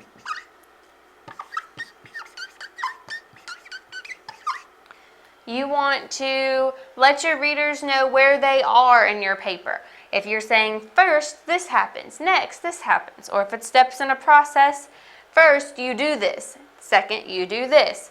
Or if you're comparing and contrasting things, you would say, well, here's this, likewise, there's this. However, there's this if you're contrasting. And you want to illuminate the structure of your composition. If you're writing a compare and contrast essay, these compare and contrast transitional words are going to help highlight that that's what type of essay you're writing. If you're writing a persuasive essay, you might see a lot of examples. If you're writing an instructional essay, you'll see a lot of steps in a process. If you're writing an informational essay, you may have some logical relationships. So using these transitional words and phrases can help let your reader know what the purpose of your writing was. So please always include transitional words and phrases in your writing because you want to guide your reader through the text and let them know what your purpose is.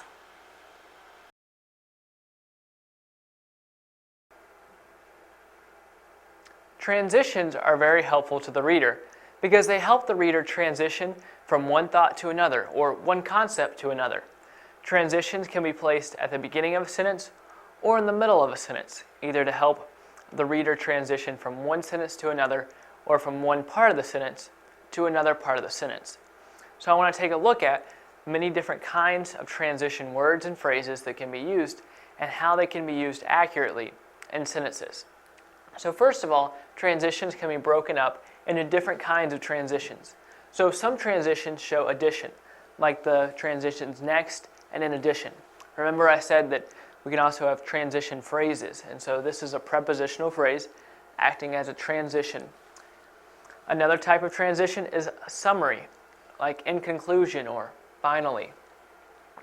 And there are some transitions that show sequence, like later or then. And then finally, some transitions show contrast, like although or meanwhile.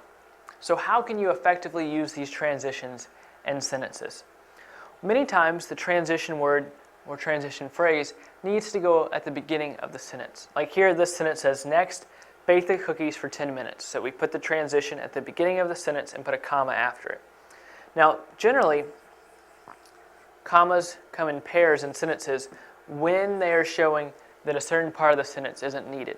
So notice here that next could be removed from the sentence, and we could just read the sentence like this, bake the cookies for 10 minutes, and it would still make sense.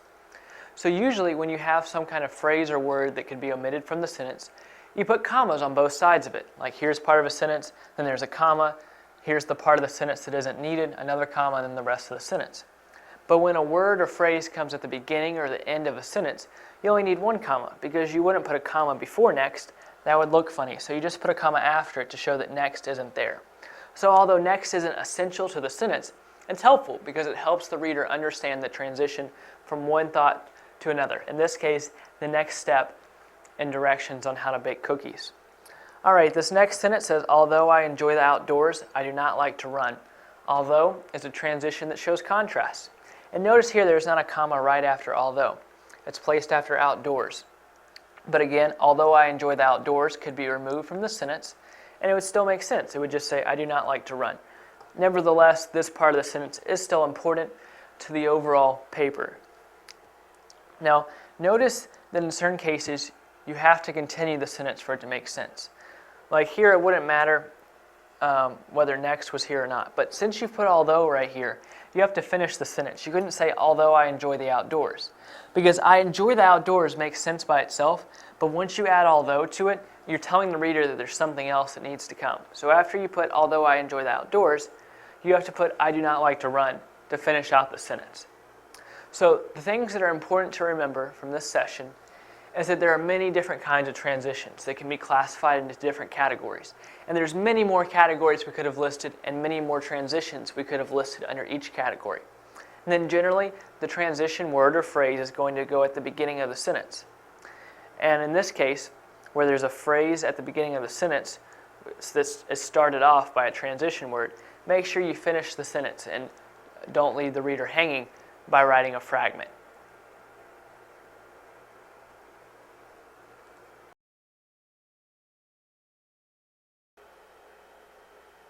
We could place the term false analogy into a group called a logical fallacy, which is a failure of reasoning. And so as a reader, it is important to recognize logical fallacies because they diminish the value of the author's message. So like I said, a false analogy is a logical fallacy. And so we could also call a false analogy a failure of reasoning. But more specifically, it is when the author suggests that two things are similar when in fact they are different. So basically, a false analogy is a false comparison.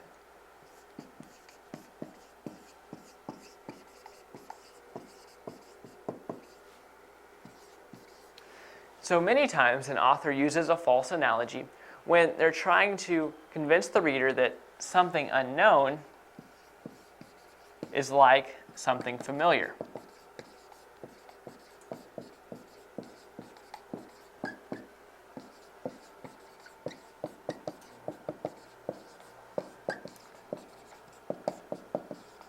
So the author is taking something unknown to the reader and comparing it to something familiar. Now, here the author is taking advantage of the reader's ignorance.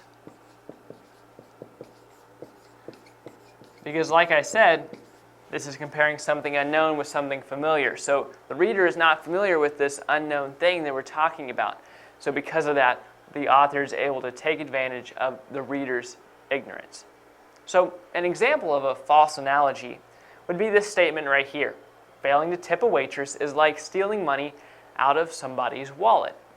Now, of course, failing to tip is very rude, especially when the service has been good. But people are not arrested for failing to tip as they would be for stealing money from a wallet. So to compare stingy diners with thieves is a false analogy.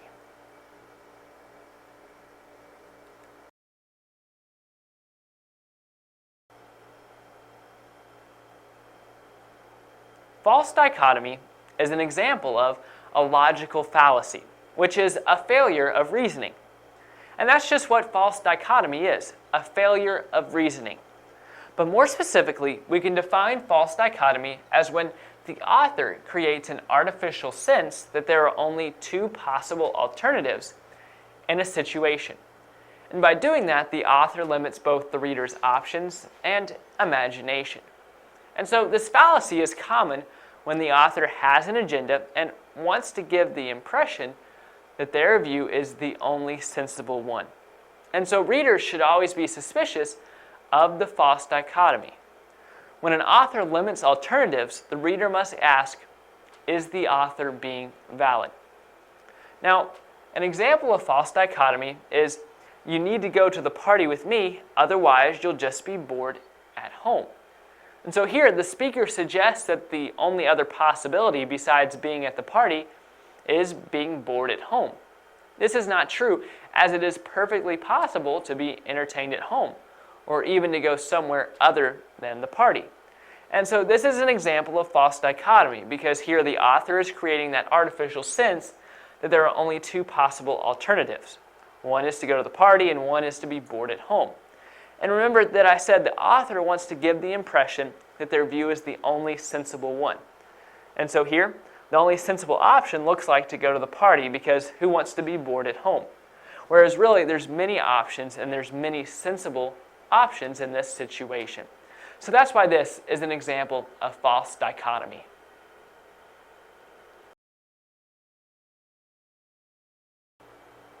An overgeneralization is a type of logical fallacy, which is a failure of reasoning. And so that is what an overgeneralization is, a failure of reasoning. But more specifically, we could define it as when an author makes a claim that is so broad it cannot be proved or disproved. So when an author uses an overgeneralization, it's usually to accomplish one of two motives. The first is to create an illusion of authority.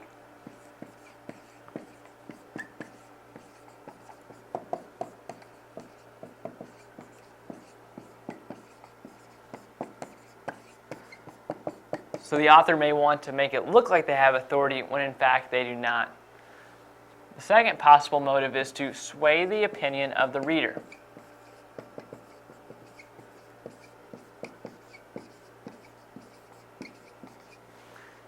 Usually, this would be accomplished by using sensational language. And so if the author was writing a persuasive essay, he may employ the use of overgeneralization to sway the opinion of the reader. Now, take a look at this example right here of overgeneralization. Everybody knows she is a terrible teacher. Now here, the author makes an assumption that cannot really be believed. It may be that most people do indeed have a negative view of the teacher, but to say that everybody feels that way is an exaggeration. Here, the author is claiming consensus when none actually exist. Now, when a reader spots an overgeneralization like this one, they should become skeptical about the argument that is being made, because an author will often try to hide a weak or unsupported assertion behind authoritative language.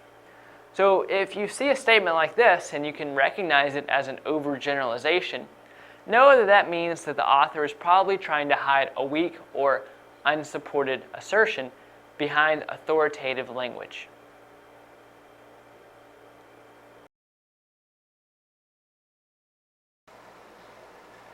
Parentheses. Parentheses are used to designate which operations, which is addition, subtraction, multiplication, division, should be done first when there are multiple, so more than one, operations. For example, 4 minus the quantity 2 plus 1. Since 2 plus 1 is inside the parentheses, we must perform that operation first. We must add 2 plus 1 first. So 4 minus 3, which yields 1. If we had not added 2 plus 1 first, then 4 minus 2 would be 2, plus 1 would give us 3. So there would be a different answer. So that's why we need to know that parentheses mean that we do that operation first.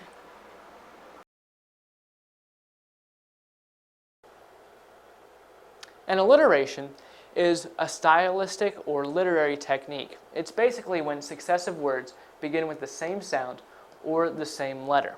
So consider this sentence. She walked through the thick, thorny grass. Notice that through, the, thick, and thorny all start with TH. And so remember, the definition of an alliteration are words that begin with the same sound or the same letter. In this case, they begin with the same letter and they start off with the same sound. So that's why this sentence is an example of an alliteration. Now, I said this was a literary technique, and literary techniques generally are there for a reason. In this case, it's to show the difficultness of getting through the grass, because saying 4 words that start with a TH in a row is somewhat difficult. It's kind of a tongue twister. through the thick thorny grass, through the thick thorny grass. I couldn't say that 10 times fast because it's difficult. And that's the point of the author here. They're trying to help the reader understand the difficulty of walking through this grass by making it difficult to say. And so this technique is used in the opposite way around in poetry. Many times letters or sounds that sound good 3 or 4 times in a row are used to give the poetry a musical sound so that it sounds very pleasant to the ear. Take a look at another example. Right here it says glassy globes of glitter. Here the author is trying to describe someone's beautiful eyes. So they use the phrase glassy globes of glitter. So this is an alliteration because these 3 words all start with GL. Now, of course, you may be thinking, okay, it said successive words, and right here, of is in between those.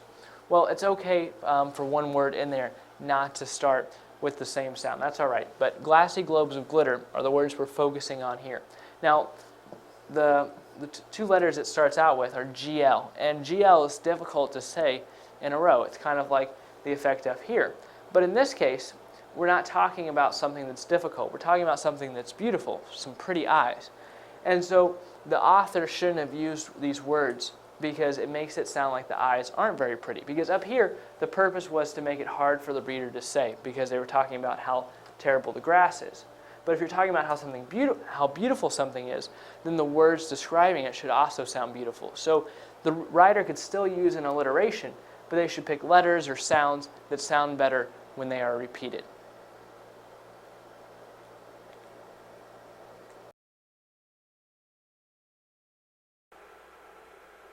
A bias is basically when an author is unfair or inaccurate in his or her presentation of something.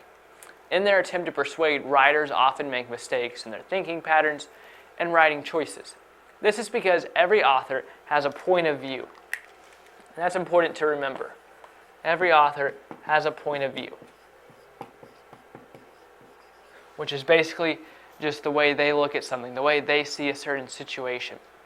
So because they have this point of view, naturally in their writing, they oftentimes will show their point of view through their writing.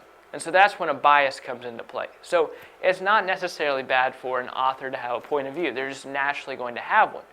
But it is a problem when they start to include it in their writing. So that's when a bias comes into play. And so a bias is when someone ignores reasonable counter-arguments or distorts opposing viewpoints. So you as a reader need to be aware when an author is being biased. So look for any clues, like when they only talk about their own arguments for something and don't talk about any opposing ideas. Or when you are aware of another viewpoint and they share the viewpoint, but they don't share it exactly correct. So be aware of those types of things. And then once you are tipped off once that a writer is being biased, you will know that other times when they present opinions, that those opinions may also be biased.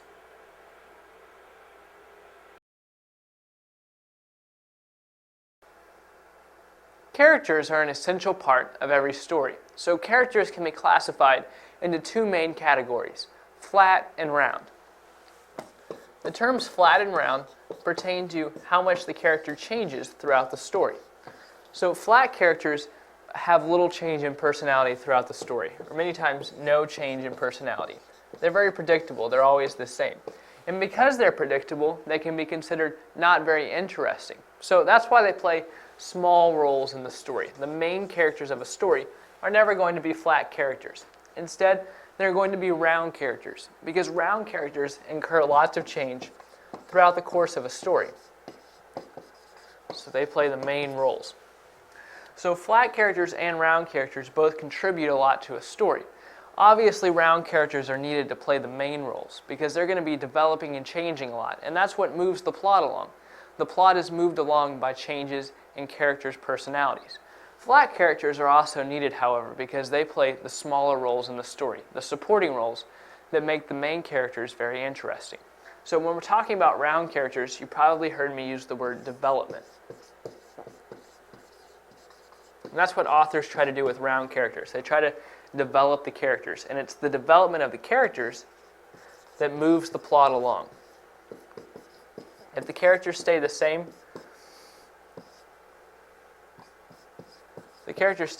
throughout the entire story, then the plot's not very interesting because the plot's not going to progress very much. So round characters are essential to moving the plot along. But the important thing to take away from this, if you remember one thing, is that characters can be split up into flat characters and round characters. Flat characters having the same personality and round characters changing in personality throughout the story.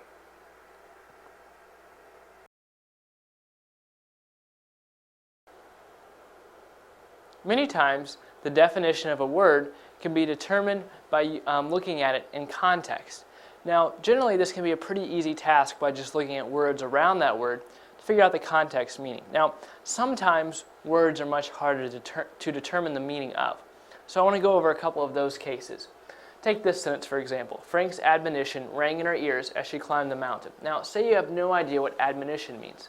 The best thing to do is substitution. Take other words that you think would fit in this sentence and see if they make sense. So the words vow, promise, advice, complaint, or compliment all make sense in this sentence. Like you could substitute advice for admonition. Frank's advice rang in her ears, or Frank's compliment rang in her ears. So although these words all fit in this sentence, they all have somewhat similar but really different meanings. But the main thing you need to realize here is that admonition must mean message, because these are all types of messages or something he spoke to her. So the important thing you're realizing from this is that it's Frank's message rang in her ears as she climbed the mountain. Substitution is rarely able to pinpoint the exact meaning of a word, but it can give you a general idea of what the word means. Another example of words that are hard to determine the meaning of in context are words that have multiple meanings. So like take the word cleave, for example. It can mean join or separate, which are total opposites. So how do you determine when the word means what? Well, the best thing to do, again, is substitution. You have two meanings here, join or separate. So every time you see cleave in a sentence, you can substitute the word cleave for join or separate and see which one makes sense. So this sentence says, the birds cleaved together as they flew from the oak tree. Well, if we use the word joined, it says the birds joined together as they flew from the oak tree. But if you put the birds separated together as they flew from the oak tree, that wouldn't make sense. The reason being is because of the word together. Together means joined or near each other. So join must be the meaning of cleave in this sentence. This next sentence says Jim's knife cleaved the bread cleanly. So if we use the word joined, it really wouldn't make sense, because why would you use a knife to join something? Everyone knows that a knife is used to cut something. So because of knife, we know that in this case, cleaved means separated. So those are some examples of how to use substitution to determine the meaning of a word.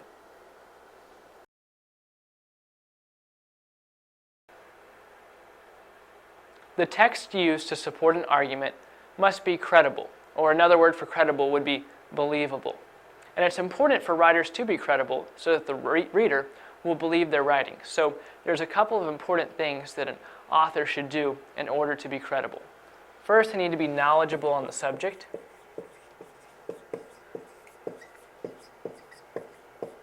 And second, they need to be unbiased. So when we talk about being knowledgeable, I'm saying that the writer needs to understand what they are writing about. Consider if you were looking at two reports about the ozone layer. One was written by an environmental scientist and the other by a hairdresser.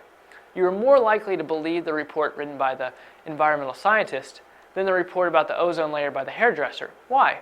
Because the environmental scientist knows more about the ozone layer, or at least you believe that they do. So that's why it's important to be knowledgeable in order to be believable. And the second important trait is to be unbiased. And that means the author doesn't need to have a special agenda at hand. They need to present all viewpoints equally and fairly, instead of casting one viewpoint in a negative light or casting another viewpoint in a positive light. So those are the two most important traits in order to be credible or believable. And in order to decide whether an author is credible, you need to look at their motivations. In other words, you need to know why they are writing the paper. If it's to persuade the reader, then you know they are not going to be very credible, because they may skew certain facts to try to persuade you. But if they're just presenting information, just for the purpose of presenting information to the reader, then they are most likely credible.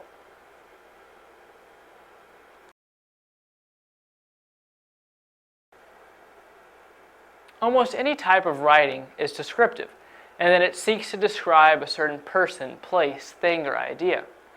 But a descriptive text is more specific, and then it takes one particular subject and then tries to depict that clearly to the reader. So we could say that a descriptive text focuses on one subject.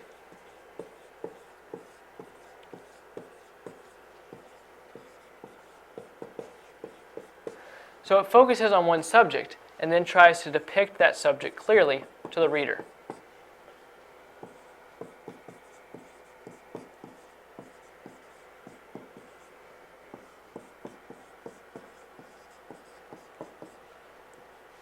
And when you think of describing something, that means using lots of adjectives and adverbs, lots of descriptive words. So, as you can imagine, a descriptive text is going to have lots of adjectives and adverbs. So I'm just going to abbreviate adjective and adverb.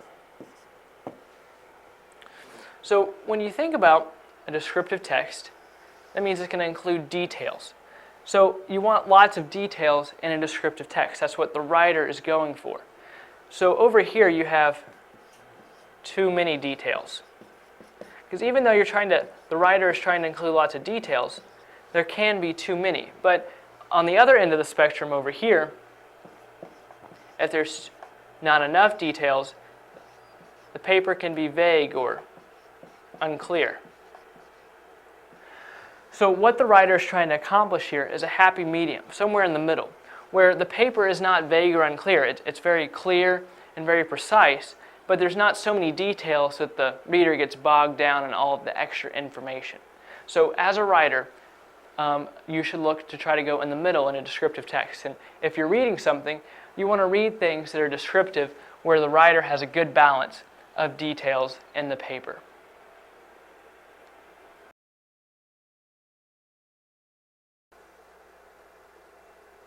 A drama is a play written to be spoken aloud. So many times you might find yourself actually reading a play instead of actually watching a performance of it. So when you're reading a play instead of watching it, it's essential that you use your imagination.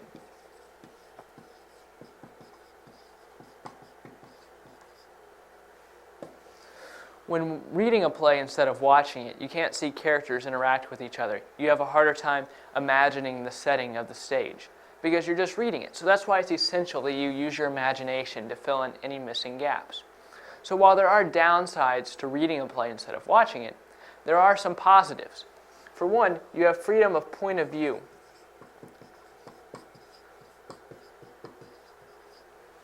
When you're reading a drama, you as the reader get to decide what the characters look like, what the setting is like, and what the atmosphere as a whole is like. And when you're watching a play, the actors decide that for you. So you have a freedom of point of view when you're reading the drama. You also have extra information when you're reading a drama instead of watching it. Many times the author of the drama will have side notes, or if you're reading an older play like a Shakespeare play, there may be things in the footnotes that help tell more about the setting or why this is like that. And also plays that are older and hard to read because of the older English text, there may be footnotes that tell you how to read it in modern English. So that can be helpful, and if you were watching a play, you wouldn't have any of that extra information. So that's another positive. And the third positive is you have time to study the drama. The drama passes by very quickly when you are watching it, but when you are reading it, you have time to stop, look up the meaning of words, read some more about the play, or gather any additional information that you think would help you better understand the drama. So again, when you're reading a play instead of watching it, make sure you're using your imagination and fill in any blanks. And then remember the positives here. Make sure that you use your freedom of point of view and read the extra info. And do some extra study. There is one point I should make though. The most important part of a drama is speech or dialogue. In many other works of literature, that's not necessarily the case. But here, the main part of drama is going to be the characters' interactions with each other, which generally comes through speech. So if you're analyzing a drama, speech and dialogue is what you're looking for.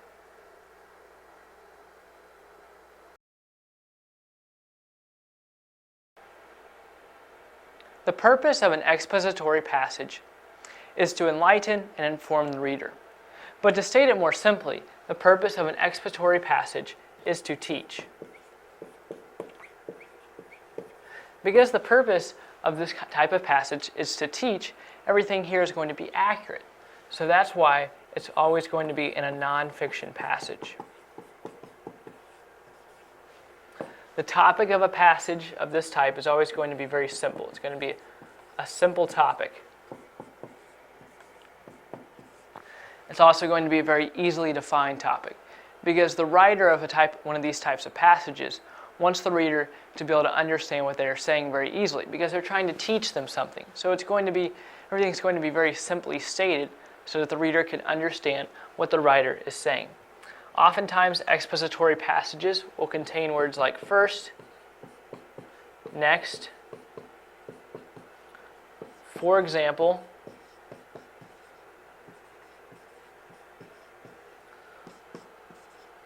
or therefore.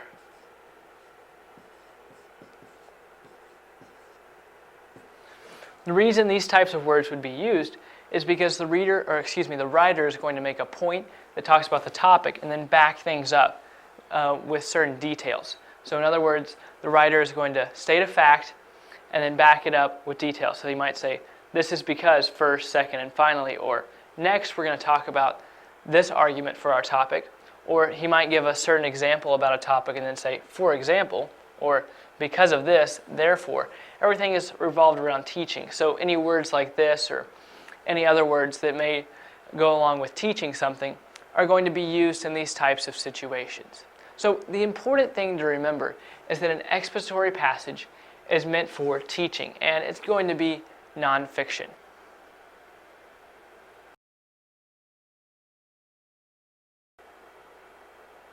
Authors will oftentimes try to express feelings. So it's important that you as a reader recognize when an author is trying to express feelings. So first of all, let's take a look at some situations in which a writer may express their feelings. It may be when they're giving a personal story or telling about a personal situation. And personal situations are, like it sounds, very personal to them. It pertains directly to them. It's something they've experienced. So strong emotion will come out of that, and they're going to express their feelings. Often, if a writer is trying to persuade someone, then there will also be strong feelings, as the writer is trying to arouse the emotions of the reader to get them to think a certain way or to take a certain action. You can know that a writer is trying to express feelings when they use phrases like, I felt, or I sense. Here, the writer is inserting their own opinions. They're not giving facts. They're talking about their own opinions, and here they're going to be talking about feelings, because feeling something, like it says I felt, so that's a feeling, or I sense something, that's also a feeling. So those kind of phrases can tip you off that some kind of personal emotion or personal feeling is coming. It's important that you recognize these strong emotions. Recognize when strong emotions are portrayed or when certain feelings are expressed. Because you, as the reader, don't want to fall into the trap of giving too much sympathy to the writer. Because if you fall into the trap of falling into all the emotions of the writer, then it's going to be hard for you to look at the text objectively and try to understand the text better and to evaluate it. So you need to kind of distance yourself from the emotions of the writer so that you can evaluate what you are reading. So the important thing to remember is that an author will express feelings when talking about a personal situation or when they are trying to persuade. And it's important that you as the reader recognize these strong feelings.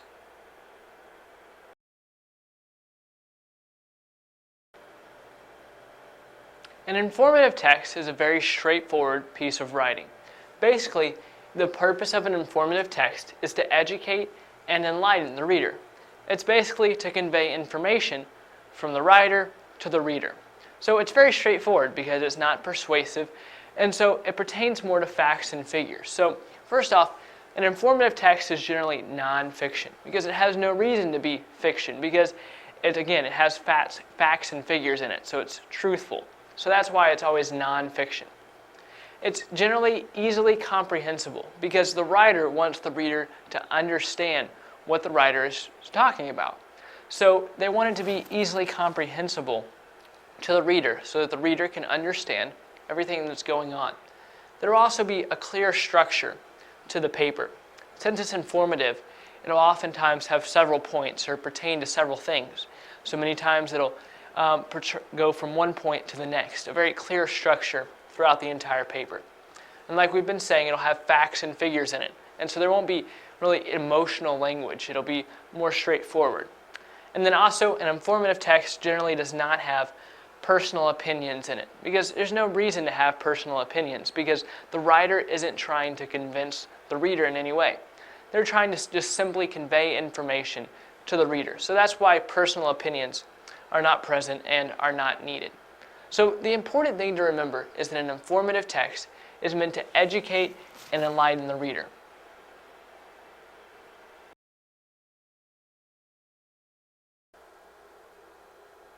Irony is a statement that suggests its opposite. Look at this example. A man walks in his home covered in mud and in tattered clothes. His wife says, "How was your day?" And the man replies, "Great." This is an example of irony, because obviously the husband did not have a great day. He went through some kind of major conflict where he now is covered in mud and has tattered clothes, but he still says his day was great. So this is irony, because irony is when the literal meaning is different than the intended meaning. Here, the literal meaning of what the husband said is that he had a great day. But the intended meaning is to say, I actually had a terrible day, and that's why he's saying great, because this is an example of irony. Now, you may think that this is sarcasm, but irony is different than sarcasm. Like I said, irony is a statement in which the literal meaning is opposite from the intended meaning. Sarcasm is also a statement in which the literal meaning is opposite from the intended meaning, but it's also meant to be insulting to the person at whom it is directed. A sarcastic statement suggests that the other person is stupid enough to believe an obviously false statement is true. Irony is a bit more subtle than sarcasm.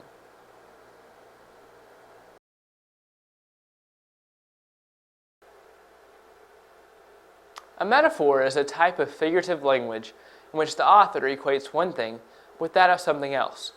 This sentence says, "The bird was an arrow arcing through the sky."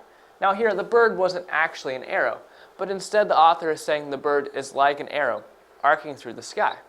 This is a way for the author to get to think about the bird in a different way and to equate it with an arrow and an arrow making an arc through the sky. This is a way for the author to describe the bird in more detail without being direct and obvious, because the author could say the bird swiftly flew through the air and bent through the air making a big arc.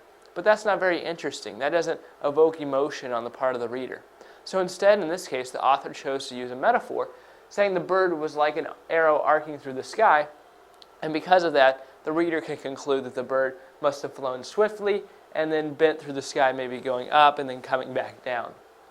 Now, sometimes authors use metaphors, but they don't directly tell you what they're talking about.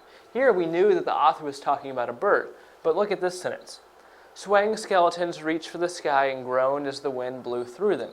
Here, we don't know exactly what the author is talking about, but we can infer that the author is talking about trees, because it would make sense that trees would sway back and forth, and that maybe at this point it's in the winter and the trees don't have any limbs, so it's just like the skeleton of a tree and it's swaying back and forth.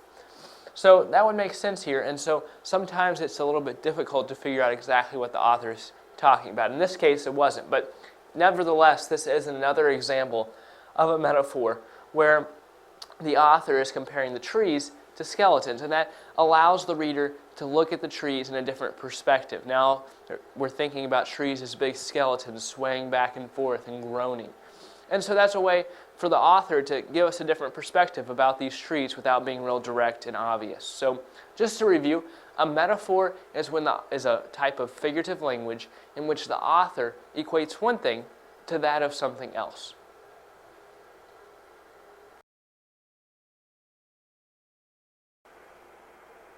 A narrative is basically a piece of writing that is a story. So I'm going to write that up here on the board, because that's important to remember, that a narrative is a story. Now, notice in the word narrative that it kind of sounds like the word narrator or narration. Now, when you think of a narrator, it's generally the person in a play that guides the audience through the story and tells what's going on. So in the same way, a narrative is basically telling the reader a chain of events. So it's a story, and then it can be nonfiction or fiction, as long as it is a story. Now, there are certain characteristics that a piece of writing must have in order to be considered a narrative. First of all, it must have a plot. A plot is basically the meat of the story. Starts out with the problem that arises in the story, and then how the characters try to overcome that problem, and then finally ends with the characters overcoming the problem. So you notice that I talked about the characters doing things in the plot. So that's the second thing that a narrative must have, characters. These characters can be people, animals, or things, but generally it's going to be people. There has to be some kind of interaction between the characters in order to form the plot, which forms the narrative. And then finally, a narrative is going to include figurative language.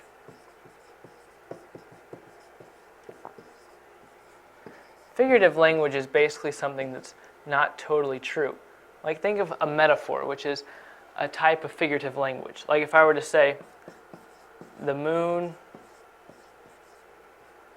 was a frosty snowball.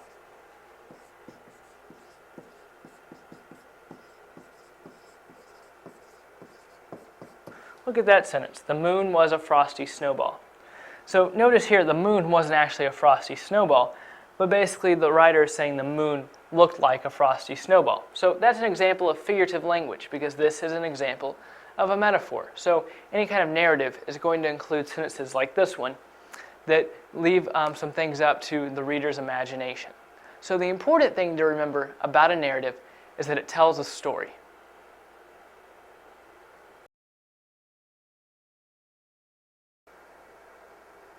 Sometimes after reading a passage, it can be helpful to write an outline. And outlining is helpful because it aids in the drawing of conclusions. So overall, an outline should accomplish two things. It should reveal the structure of the passage,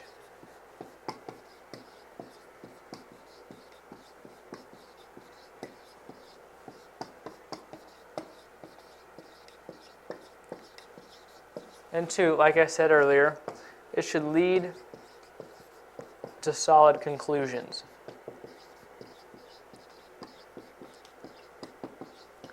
There are many ways to structure an outline, but I want to go over one approach that works very well, and that's to first have a title, which is basically the main idea of the whole passage, though you don't have to write it word for word.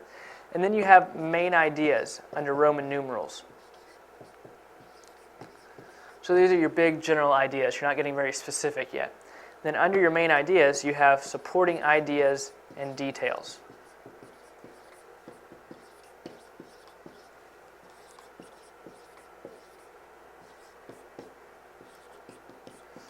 Throughout the passage, there are sure to be many details.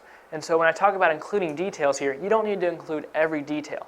Just include details that are central to the argument or message.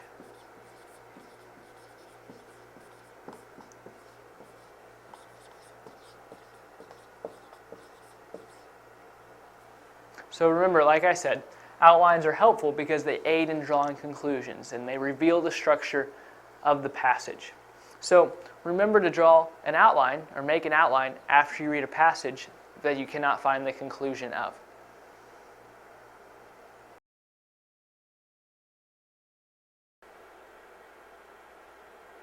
A prediction is a guess about what will happen next. So when a reader actively engages in whatever they are reading, they naturally make predictions about what will happen next. And they base these predictions off of what they have read,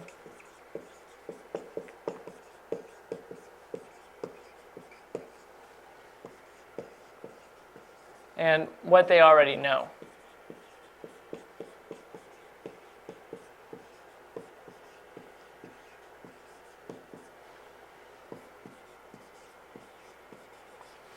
So by taking what they have read and what they already know, a reader can formulate what they think will happen next in the story. So consider this sentence.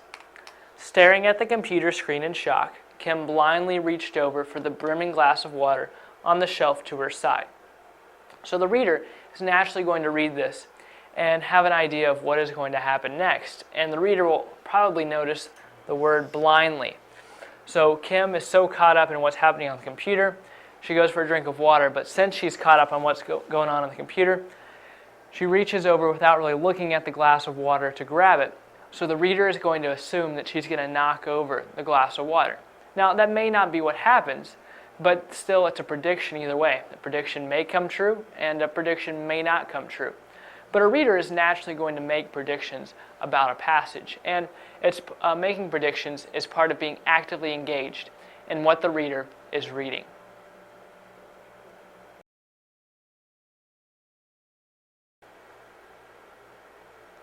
There are many ways to structure a particular piece of writing. One common way to organize a paper, especially in nonfiction writing, is by presenting a problem and then presenting a solution. So I'm going to write problem here and then draw an arrow to solution. Because that is how the paper or the piece of literature would be structured. First, the author would present the problem and then present the solution. Now, in some cases, the problem may already be well known to the reader. In this case, the writer may talk briefly about the solution, then talk about the problem, and then talk in more depth about the solution. Notice that I wrote solution very small here because that's how the paper would be structured. The writer would briefly talk about the solution, then talk lots about the problem and lots about the solution. In some cases, an author may feel like there are more than one viable solutions. So I'm going to write problem, then draw three arrows to solutions.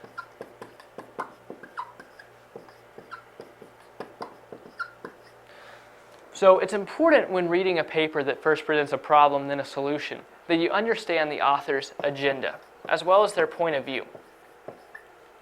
So first of all, their agenda. You want to know why the author is writing the paper, and if they feel like one particular solution is in their best interest. So if a paper is structured like this with a problem then several solutions, the author may be biased towards one solution and feel like their solution is the best, and so they may cast the other solutions in a negative light. So they would, even though they would present several solutions, they would highlight one and put down the other solutions. In some cases, the author may present a problem and only present the solution that they feel is best, even though there are other good solutions. So sometimes only one solution is good, and so that's why the author only presents one solution. But sometimes there are more than one solutions that could be good for the problem.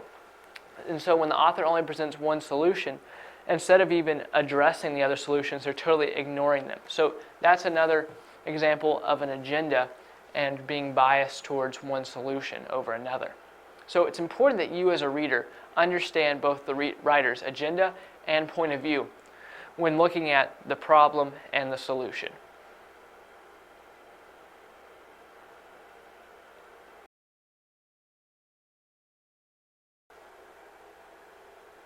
The purpose of an author is basically why the writer wrote the paper.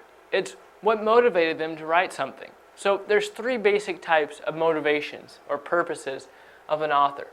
They either wrote something to inform, entertain, or persuade. So it's important as a reader to understand the purpose of the author because it helps you better understand the text. So generally, it's pretty easy to determine what type of paper something is. So an informative paper is basically when the reader or the writer is just giving the reader facts about something. They're telling them more about something. A paper that is meant to entertain is generally fiction. It's pretty much any kind of fiction work is meant to entertain. Now, occasionally, fiction will serve a double purpose of also trying to inform, trying to persuade. But generally, when something's meant to entertain, generally means that it's some kind of fiction piece. Then finally, the third type, or the third purpose, is to persuade. And this is actually the hardest type to determine because generally, an author is going to try to hide that they're trying to persuade you. Because when someone knows they're trying to be persuaded, they're going to be wary or skeptical of the arguments that the writer is throwing at them. So a lot of times a writer will try to disguise their persuasive paper as a paper that's meant to inform or a paper that's meant to entertain, but actually it's meant to persuade the reader. So those are the three main types of purposes of an author: to inform, to entertain, or to persuade.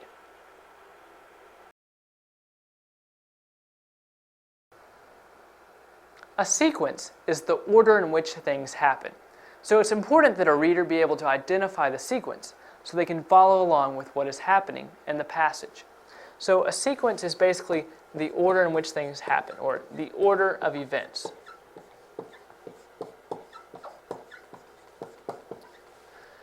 To help spot the sequence in a passage, you can look for words like first, then, last, and next. So if you find these words in a passage or other words like it, you'll know that that's showing you some part of the sequence. And so that helps you determine what happened first, then next, and then last. And finally, most sequences will be in chronological order. Basically, chronological means based on time. So if I was talking about my day, I would say, okay, at 7 o'clock I got up, at 7:30 I ate breakfast, at 8 o'clock I went for a run, and then at 12 o'clock I ate lunch. See, that's chronological. It's proceeding through time. Now, some texts might not be in chronological order, and so those can be more confusing when trying to find the sequence. However, sometimes that's the best way to go about writing certain passages, so just understand that not all passages will be in chronological order, but nevertheless, it's important that you understand the sequence of events. So to practice, take a look at this sentence. He walked in the front door and switched on the hall lamp. Notice here that none of these words are present in this passage. However, you can still find what the sequence is here. So you know that he must have walked in the front door first and then switched on the light bulb. That had to have happened second, because first he had to get inside the door. So this may seem like a very simple and elementary example, but it's still important to be able to identify the sequence in a passage or sentence.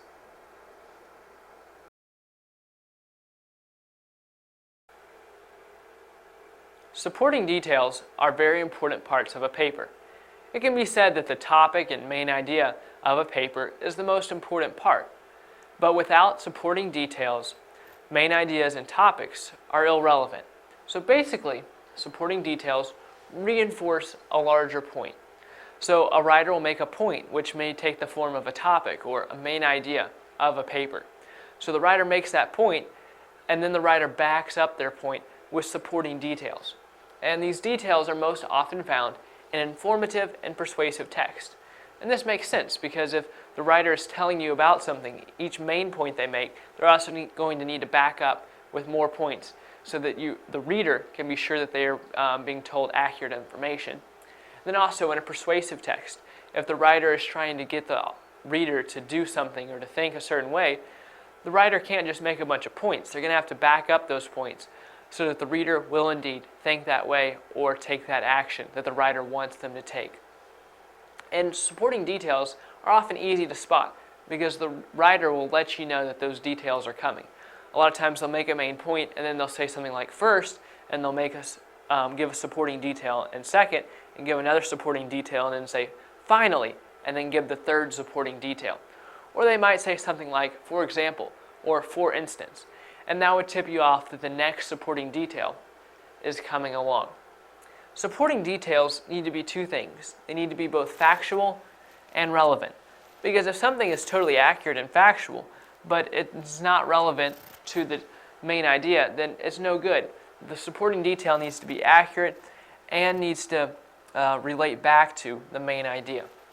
And if a supporting detail is very relevant, if it pertains to the main idea, but is not accurate, then again, it's no good because what good is information that is not true? So the important thing to remember with supporting details is that basically their job is to reinforce a larger point, and they can be most often found in informative and persuasive text. They're often easy to spot because they're preceded by words like first, second, finally, or for instance, or for example. And the most important thing for details to be is both factual and relevant.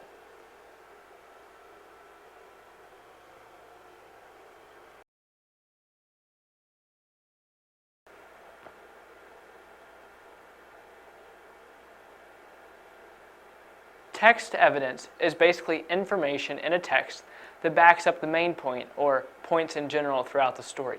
So I want to write up some main points up here about text evidence. So like I said, it supports. The things it supports are the main point or the points throughout the story. So anytime an author makes a claim about something, it's important that they have text evidence, because when they just make a claim, it's not very credible. And so they add text evidence to it to back up that claim, maybe give a statistic or tell something else to back up the main point or points throughout the story. And text evidence also helps the reader draw a conclusion, or it leads to the conclusion throughout the story. So it's important that text evidence is three things: precise, descriptive, and factual. Remember I said that text evidence supports the main point or points in a story. Well, generally a main point and points throughout a piece of writing are going to be very general. They're not going to be very specific. So since these things are very general, it's important that there are some specifics in the paper. So that's why the text evidence needs to be precise. That way your paper isn't vague, or the writer's paper isn't vague. It's also important that this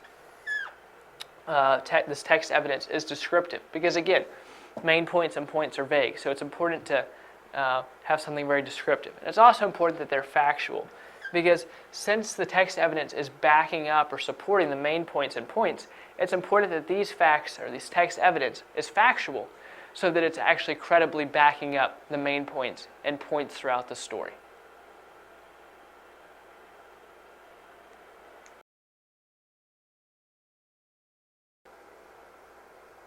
The narrator plays an important role in the story, and it's important that you as a reader understand the narrator. So a narrator can talk in first person or in third person. In first person, the narrator will use pronouns like I and me, because they're talking about things they're experiencing and things they see happening.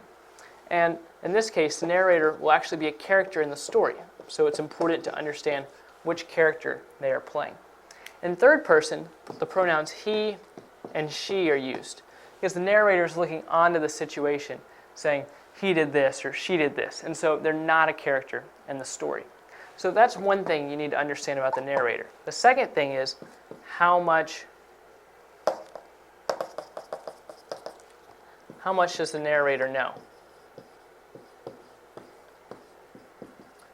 And you may be wondering why this is important. But some narrators are going to know what all the characters' thoughts are, and some narrators do not know that. And some narrators will be able to explain to the reader what's going on and their thoughts about it, and some narrators will just let the plot speak for itself. So how much the narrator knows influences how much the reader will know, because however much the narrator knows, they will then tell the reader that. So it's important to understand how much the narrator actually knows.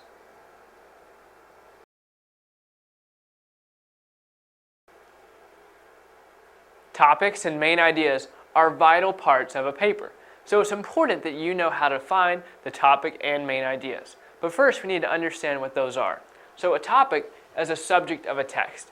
Basically, it's what the text is about. And the main idea is the most important point being made. So every paper includes a main idea and a topic. And every paragraph also includes a main idea and a topic. So a topic is very general. A topic is not specific at all. It just tells an overview of what the paper or the paragraph is about. So the topic of a paper could just be tennis. That's the subject of the text, or the text is about tennis. But the main idea is more specific. The main idea is like a thesis statement. It's the most important point being made in the paper. So while the topic might be tennis, the main idea would be tennis is a good form of exercise. So generally you can find the topic and main idea in the first sentence of the paper. So it might say something like, tennis is a great form of exercise. So you know there, the topic's tennis and the main idea is exercise. Or this might also be found at the beginning of a paragraph. If the paper is about something different, the paragraph may have its own topic and main idea. So the first sentence of the paragraph might be, tennis is a great form of exercise. And there, boom, you found the topic and the main idea. Some papers are more difficult and some paragraphs are more difficult, and you may have to read each sentence in that paper or paragraph and find the general theme of all those sentences, what those sentences have in common. But in general, it's very easy to find the topic. You can just scan the paper and figure out what the paper is about, and then more specifically, you can find out what the main idea of the paper is. And since the main idea is the main idea, it's the most important part of the paper, the main idea will be repeated oftentimes throughout the entire paper, generally in the introduction and in the conclusion, and sometimes in between.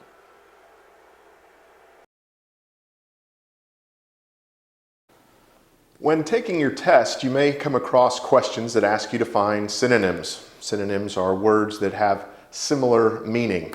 They don't always have the exact same meaning because there are nuances or little differences between words that may have overlap in their meanings. And so as you're looking at the word and you're looking at the options below, one of the test-taking strategies that you may find helpful is to go through the choices that you have and immediately eliminate those that you know cannot be the possible answer. And that narrows the scope down until you get closer to the actual meaning. Now, obviously, if you know the answer, you always go with what you know. But if you're uncertain as to what the correct answer is, then this little strategy can be helpful. You're not looking for a perfect synonym, you're looking for something that is a close synonym, something that has a similar meaning, an overlap in meaning, even if there's some slight nuances or little differences between the words. And so I've got an example on the board. We're going to go over this just to try to illustrate this briefly.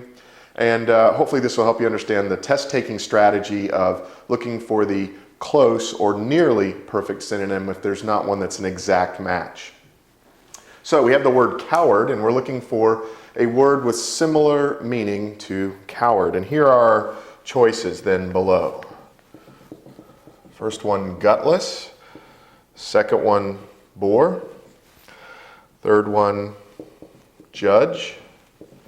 And the fourth one, brave. Now, as you're looking at the word coward and you're looking at the choices, we can automatically eliminate one because it's not a synonym, it's an antonym. It's something with the exact opposite meaning. So brave can be ruled out automatically. We know someone who is a coward is not brave. So you've got three choices left now. You think of the word coward. Pretty sure it's not the word judge. So we were absolutely certain on this one, and we're pretty sure on C. Now we're left with two answers. We've already narrowed the field. We've got a 50% chance if we just had to outright guess. But as we're thinking about the word coward, we think, well, you know, the word gutless comes pretty close to coward. It's not a perfect match, but it's closer than bore. And maybe we don't even know what a bore is. You know, someone, oh, you're such a bore. And we're not sure what that word is, but we know that gutless has some overlap and it's close. And so if we're having to guess, once again, we're not certain of the answer. I'm assuming for the case of our example here that we don't automatically know that A is the answer. But we've been able to narrow it down by eliminating the choices that we know are not correct. And when we're left with two, we've been able to narrow it further by saying, I know there's enough overlap between coward and gutless that we're going to go with A. Now, once again, this is just an example to illustrate a test-taking strategy. When you're taking your test and you come to the portion that has synonyms, if you automatically know the right answer, go with the right answer. But if you're uncertain, then basically just start looking at the answers and eliminate the ones that you know it cannot possibly be until you've narrowed it down to the ones that are possibilities, and then start looking for overlap in meaning. Because often on these tests, they're not testing your ability to find a perfect synonym. They want you to be able to realize the relationship between words and the nuances between words, the little differences, so that you can say, this is close to that meaning. This is the one that has at least some overlap, even though it's not a perfect match.